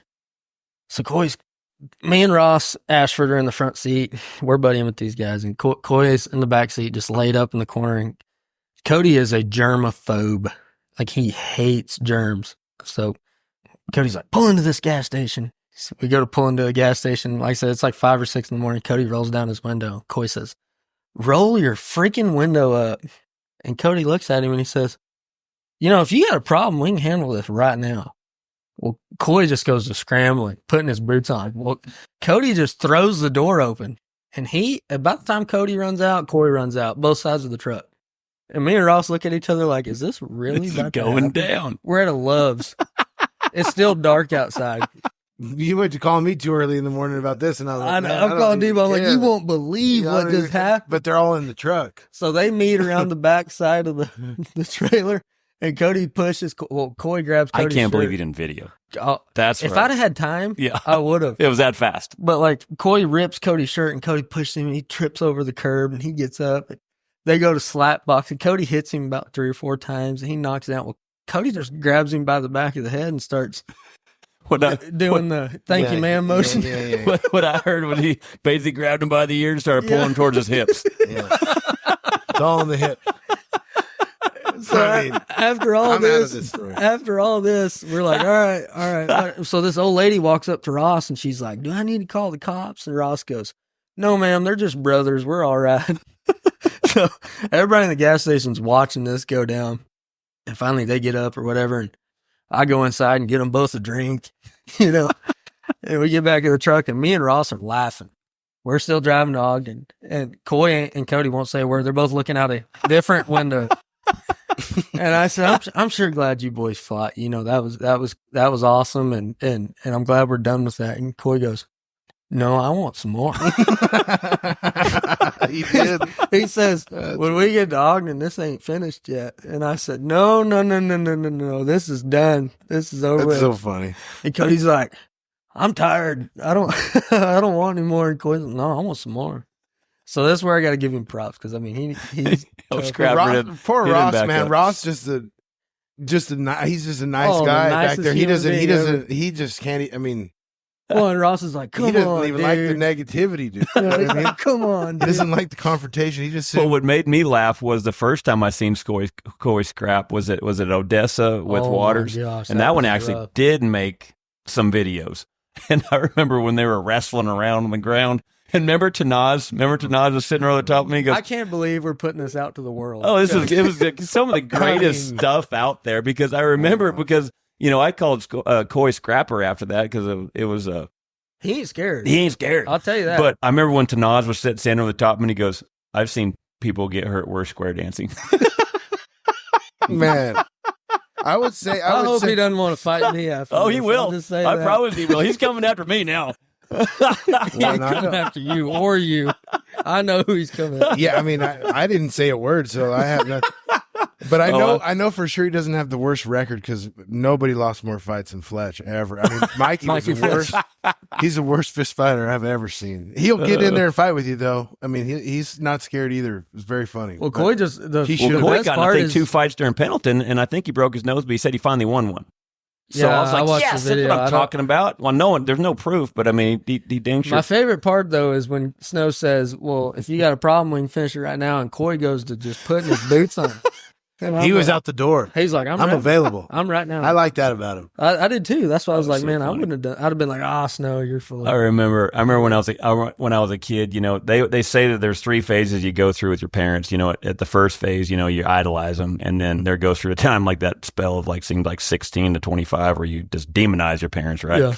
And then finally after that, your third phase is like where you humanize them. Like, all right, now I see what they're saying. Yeah.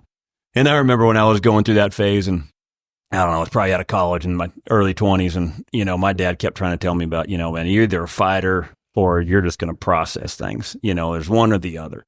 And I'm like, you old man, like, and my dad boxed, so he knew, but I still wouldn't give him no credit because I was in the demonized phase, right? Yeah. And I kept telling him, like, yeah, whatever. I thought if it ever happened, I could, whatever. And I remember me and BJ Campbell at the circuit finals one year in Redmond, Oregon. Enough said. And enough said. And it was snowing out. And we went to a little after party after one of the rounds. And anyways, we started getting all grouped up in this truck, and we're all driving around, and they're dropping us off where we're all staying and stuff. And there was this one guy that kind of kept eyeing me for whatever reason. I don't know if I said something. I don't know. I don't really know what it was. You don't know, Chuck? Well, it was one of those things to where he was kind of a little outcast. He was with some of this other group of girls and stuff. And anyway, we kind of kept asking, like, hey, what's this third wheel got going on over here? Because he's kind of a little creepy. Oh, he's just going through a hard time. He's going through a divorce, whatever. And like, he's just, we're taking him out to kind of have, kind of get him away from everything. I get it. I know it's like to have a bad day. So we just kind of keep rocking on. Well, we get over there, this little spot right here. We let BJ out, and this other guy gets out, and I'm in the front seat. And I think I was checking on the tunes right here, trying to find some Kid Rock trying to get us back to where we're ever headed after that. And for whatever reason, the door opens, and the light comes on in this Ford, and all of a sudden these hands grab me right around the shirt, and I get pulled out of this truck, and it's snowing, and this guy just heaves me right out of the truck, and I slid down the bar ditch a little bit, and slid enough to where there's snow in the crack of my ass. Yeah. And I frostbite. Yeah. Well, I look up, and I'm like, this guy just gets in the truck, rolls the window down, and starts smiling at me. And I'm like, oh, man, what are you doing? Like, processing it, right? Not even thinking about it. I'm like, what are you doing? But here comes the man. And then here comes BJ, just slides right by this door, opens this door, and got this dude knocked out, and his head He's available. His head is right behind the front tire. Oh, out cold. Now, like I said, I still have snow in my ass. I ain't moved. I'm like, what the shit just happened? And this guy gets up again. He says, BJ, I'm gonna beat your ass. And then right about that time, again, and now he's knocked out by the back tire. This dude's been knocked out from twice. Front to the back. He's been in and out of the both rig. ends of the arena. Whatever it was, BJ was able to do all this stuff, and I ain't moved. I ain't moved one time. In the ditch. The snow's melting in the He's crack. waiting for the snow to melt. It was already starting to melt in my ass. This guy's knocked out twice, and BJ's already got him, and he comes over there and he helps me up today. Hey, man, you all right? And I'm like, that little saying that I remember my dad saying to where you either fight or you're going to sit and process it. And I'm like, oh, crap, I'm a processor. I'm not a fighter. Damn it. I'll tell you, I've got two little girls, and I can tell you there's exactly two ends of the spectrum right there, because Reagan Marie, the sweetest, best girl in the world. I mean, if she could drive, she wouldn't need me for anything. She can make the best decision. She does everything. Now, Ava May and actually Cody Snow give her the nickname Rodeo Red, and he said that's what Joseph Shonigo named him. So he was passing it down to her. She will meet you halfway, mister. She doesn't know anything. Sleeves rolled up. I mean, she's ready to try you on right. I mean, she shows your muscles. That's her thing right now. She'll say super muscles like that. I mean, she's ready to do it. Yeah, BJ, man, it was a snap of the fingers, man. He was all in. And I was just thinking, I don't know why I thought about that. I was like, Scrapper, man. Oh, bad boy Coy, man. It's just a flip of the switch. Well, He's going to meet you. When we gave him that nickname, he loved it. Like he does. That's funny. He loves that. So well, it's unfortunate. In rodeo, if you get a bad nickname, it just sucks. You know what I mean? Just because you're just, that's yours. In my mind, I'm like, man, we're headed to Ogden. Coy's going to show up. Black eye. Slack. Everybody's there. Ain't going to be good. So and then they quit fighting. I'm like, oh, this is perfect. They got their little scuffle out of it. And then Coy's like, no, I want some more. That's so funny. Cody's 6'4", Yeah. His arms are as long as this room. Yeah. And redheaded. Yeah. So, man, how fun was today over there at the Braves? This is it has to be probably one of your, you guys probably been going out a little bit getting ready for the NFR, but man, today was full contact over there, man. It looks so good. Y'all's run looked tight. Gosh dang it, the freaking welding that guy can do around the bones is phenomenal. Yeah. It was fun to get around Assassins again, where guys just, murdering runs, man. The other day, I'm telling you, that was the most fun you could have the other day at that Gold Buckle Futurity. I mean, Snow was just racking them, and turning them. And I mean, that for me, it was, and I told my wife, Lindsay, before I went down there, I was like, I've never been this excited. And she's like, well, because you're going to show these. I was like, no, because I'm going to get to ride Crypto. I hadn't rode him since last year, and I'm going to get to heel for Snow. Yeah. And I know he's like that guy's a very funny guy. You know, people give him a bad rap, but you know, he's just quiet and he knows he's pretty direct. But we went and practiced a bunch last week at Clay Logan's house, before that roping that, The pregame. oh yeah, that Milton and them put on over there. Awesome roping. Anyways, they, Snow, he's riding back and forth from the strip and shoot back to the head box, coaching on those guys that are helping over there at Clay's, you know, and Clay's not even there. And I said something to him like, hey man, are you going to take it easy on these guys today? Or is this just like all day? And he said, no, dude, these guys need to be doing better to help Clay. And so, and he's wanting to help them guys too, right? I mean, but you just don't see that from a lot of guys, in that position, you know, and deep down, I mean, he's the one coaching on everybody all the time. And I mean, he's world-class header. Yeah. I mean, yeah. he's Absolutely. Jockey. time. I mean, and a jockey. I mean, he can ride them head horses so good. he can ride the line. I mean, the heading job that he did at the fraternity this year at Fort Worth, like it should go. I know last year they did the count on Driggers and Brock and them, you know, but I would like for somebody to go back and see like what was Snow on the barrier for every one of my horses. Cause there were sometimes I knew I was in Midland, right? And I'm just puckered up against the wall. Like, oh, the steer didn't start dead and just ring it out, you know, and then play. I mean, it was unbelievable. And I feel like that's a part that doesn't like just helping. I think there's guys that could just go and help at these deals and kill it. You know what I mean? I mean, it's a good business and it's good but I mean, Snow, if we didn't have him, I mean, he's as much on the team, you know, I feel like our wives and our families and Snow, you know, I mean, I talk to Snow. I don't know if I'm the most, I don't know if I for sure don't talk to him more than he talks to his wife, but I bet I talk to Snow quite a bit. I mean, on average at a higher end, and man, that guy is solid guy. It was fun though. We got over there today and I don't know, what was there? Probably 6-7 trailers, some of them long, a lot of horses. I don't know how many horses over there. He head and tailed him to Abilene the other day. That's how many he had to help on. And then, I don't know what, probably 50 steers, 40 steers, something like that. Mm-hmm. And what's cool about the Braves is, for everyone kind of understands, is like they have an indoor pen, real nice indoor pen, but they have a team roping arena that the head box on one side, on the right side of the arena, is just a normal setup. You know, it's probably 35, 40 feet from the right fence. Well, on the left-hand side of that head box is an NFR setup. So 55 feet. Yeah, 55 feet to the left wall. Whatever. And so it's pretty dang cool where you guys would go at it and then Wyatt and Payton were roping and then Shay was there roping and then moved back over the NFR pin and, you know, guys are raking the box and pushing the steers and just run after run. I was like, man, I haven't been in that element in a year, you know, 5 years, 4 years or whatever. It was so much fun again. Gosh dang. And then your guys' run looks so good on the NFR stuff. And then what was cool too is like then Wyatt would be heading and, you know, just like you was talking, you know, Cody, he'd jump in there and, well, man, you just kind of give him a few pointers right here on where the head loop was headed and where the angles are at. And, you know, I got on some of Wyatt's horses, he got on some of mine, and it was just fun to be in that element again. It was like, man, you'd almost need a camera to just be able to watch the amazing stuff that people just dream about, you know, in places where they never dream about what happened under that building. It was just so cool. And I think that's kind of like a lot of our fraternity horses are getting the NFR practice, you know?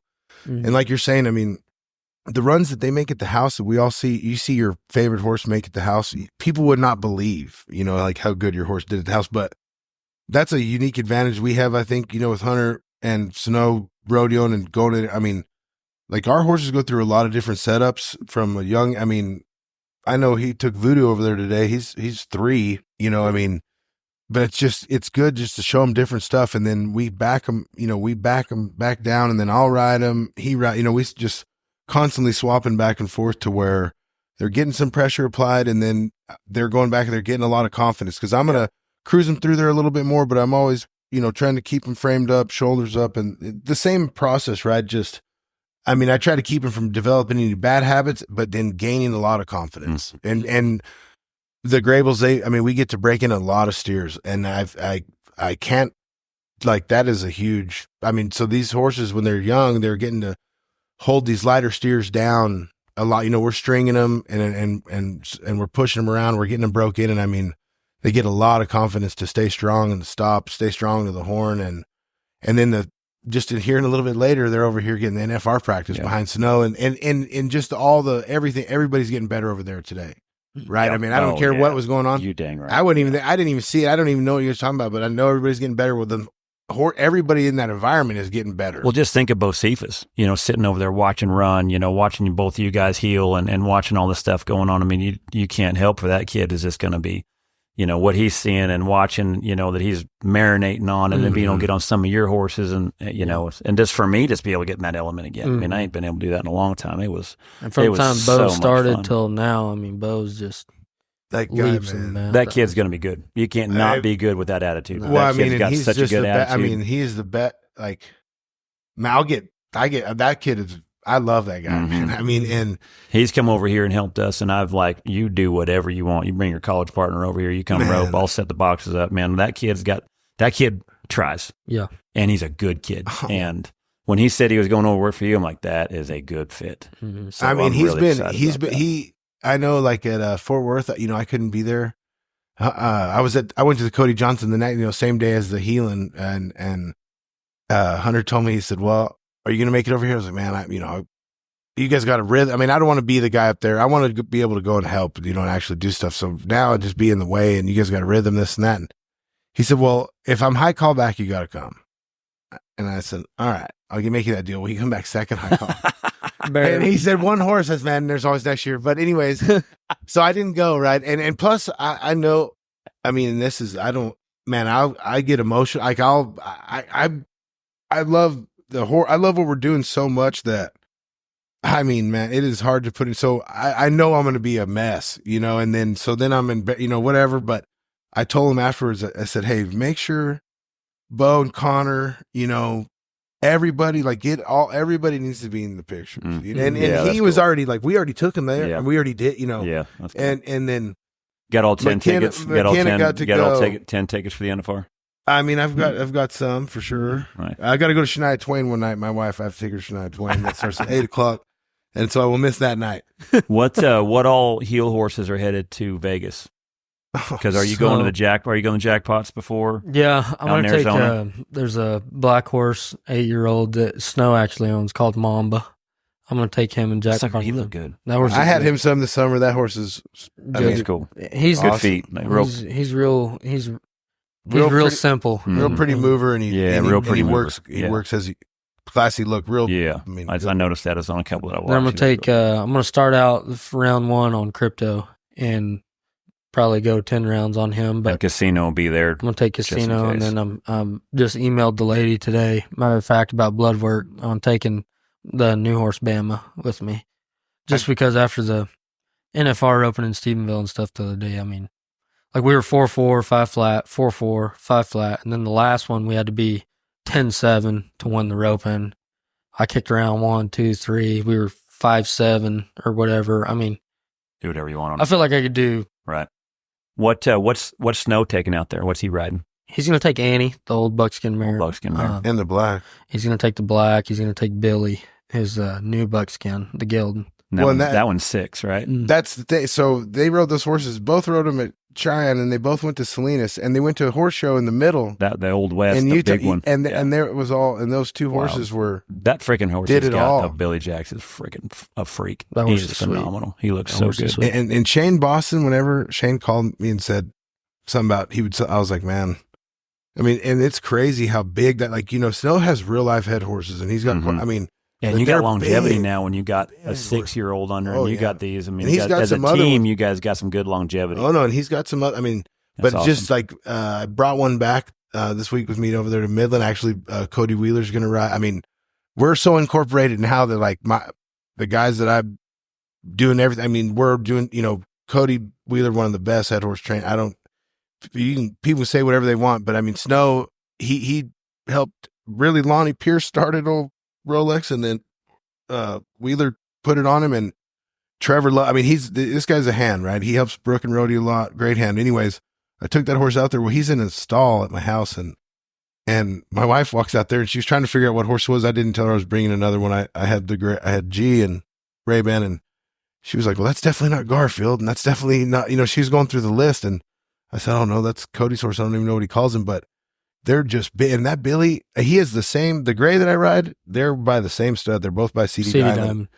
Mm-hmm. And this Billy, man, I mean, he's big and he can get around. That horse is so awesome. I mean, and, you know, them CD Diamonds messed them up at the Go Buckle Futurity this year. There was head horse wise, there was one or two hill horses, but I mean, there was a bunch of head horses that were CD Diamond. And I was looking on Q data, I think just this morning, actually, just at studs and the team rope and earners and all that stuff that's out there now is so cool. How you can really see some data on what studs have been winning, what breeders, what owners, you know, that's this and that. And that helps the team roping industry so much. No, it's unbelievable. I mean, Ty and Melanie and them, they bought Metellus Cat. The day they bought him, I texted him and I was like, man, thank you. I mean, because I knew he's going to be everything at that point, and that horse is such an awesome stud, and we've got two of them.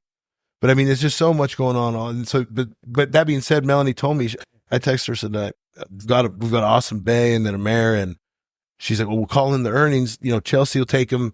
So they're trying to keep. I mean, but it's going to grow and grow, and then just keep getting better. And so I think there's guys that can make a real living. Yeah, you know. It's helping the industry a bunch, especially guys where there's going to be more longevity in what they've done to develop their craft since they were little kids. So, well, like Paul said, I mean, I believe he's the one that said this. You know, good runs make good horses. You know, and that being said, I feel like good horses make good trainers. You know, I mean, absolutely. That's one thing we do a little bit different. I feel like is not as much mechanical as much as like what Hunter and I talk about a lot. As weird as this may sound to people, we talk a lot about trying to think what they're thinking, you know what I mean? Like we start off with a great product, right? And so at that point, it's just about getting in their head and, you know, trying to bend it in a way to where they're on your team working for you, not against you. Mm-hmm. And I feel like, you know, if I'm riding a horse that looks like a pretty good horse, it's probably, we're not hiding, like it's a pretty dang good horse, you know, and then Hunter can get on, but if they like what they're doing, I mean, I think that's something Larry D showed me a lot about getting in a horse's head, you know, and I mean, all the guys there's so many people along the way, but you know, that's just something I'm terrible at being hard on them, you know, and Hunter's not that good at it either, you know, so we're trying to constantly just, what can we do to change this horse's way of thinking about this or that or whatever. And I think, that the longevity part, if you want them to last long, they've got to be I agree on the team, you know. So come round one out there in Vegas at the NFR, what's your guys' game plan going into it? Because I know Snow was kind of talking a little bit about it today, where you know he was working on some things, trying to get ahead of it to where he can get it on him faster. You know, just a couple tweaks, but what do you feel like the game plan is going in there? For me, every year has kind of been the same thing. You know, I've made that run so many times at home, and I'm pretty confident in Crypto and what he's going to do. And for me, it's just I want to get the best start I can, and I want to be as aggressive as I can down the arena. And then the shot always shows up. If I can get down the arena where I want, it's always there, first, second, third, whatever. You know, so. And I try to just black out and do it when I get there, because I've premeditated and thought about it enough that, you know, I can't determine what's going to happen or what it's going to look like, but I just know it's going to show up, and I'm going to be ready to take it and just react.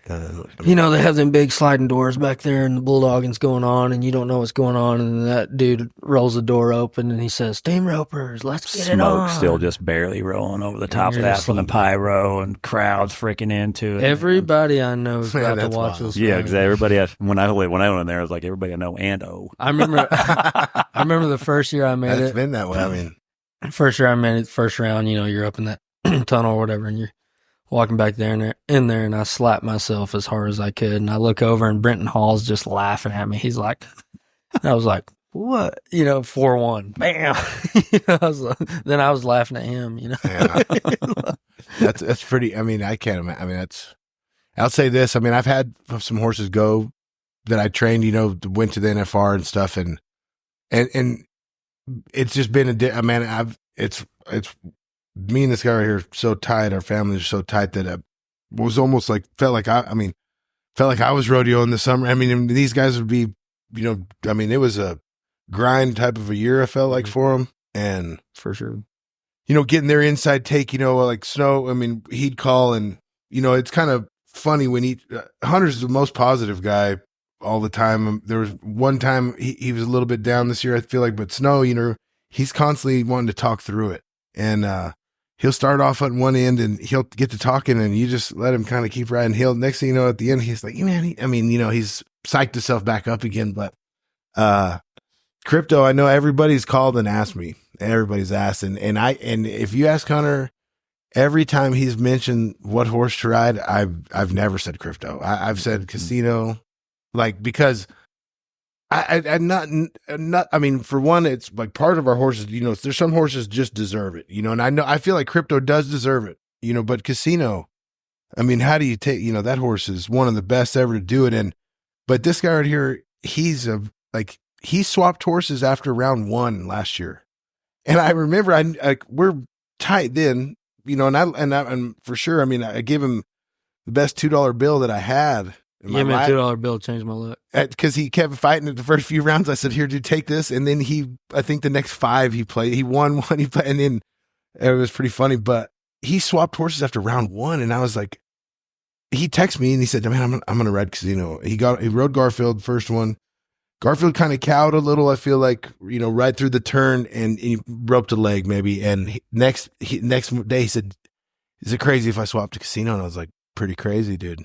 For sure. You know what I mean? Like, you just don't see it much. And he said, well, I thought you'd be on my side because everybody else thinks I'm crazy. And I was like, well, man, if you feel it, and he told me, he said, dude, when I feel something, when I know. Yeah. And so, like, me and Snow have been talking about horses a lot. And because Snow, I feel like, is coming to me to kind of be like, hey, let's talk some sense into our man. He's got to ride Casino. And I'm like, so finally the other night at Abilene, he stayed with me. These guys come back. Me and Snow sit there. And I said, man, do you think you're hard on Snow? Because Snow's got to heel like 1 steer on Crypto ever.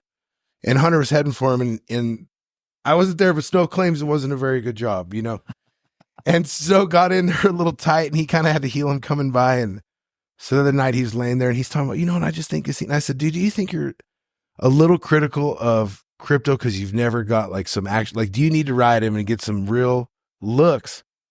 And then he said, to be honest with you, that's 100% what it is. And that would definitely seal the deal. If I get some good luck, he told me, and I laughed and I was like, man.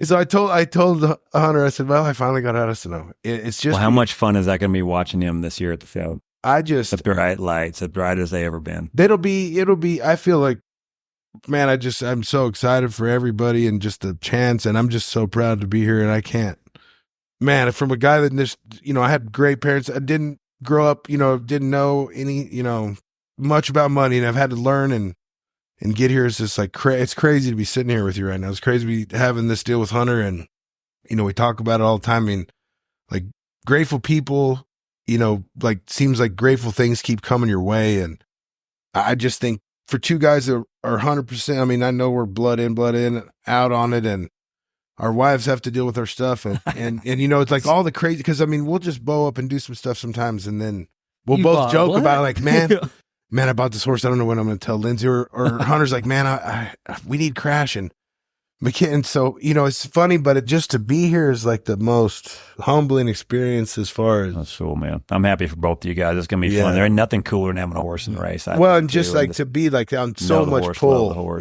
so much pull for a guy. And and he does the same for me, but it's just awesome. And seeing these guys grow as people, and, Snow's a dad now. I mean, and I see how proud he is of being a dad, and Casey, it's just awesome to see everybody's doing good. And so this is just something that these guys deserve it. I'm just lucky to be here and heck yeah. Whatever happens, whatever he rides, I just want him to win, so that's he will. For sure. It's going to be fun, man. I thank you guys for coming out, man. I know you drove a long way to come out here. Appreciate it. Thanks, Chuck. Hunter, I know you guys are busy, and man, best of luck. It's going to be fun to watch. So I'm excited. Appreciate you, fellas. Thanks, Chuck. Thank you.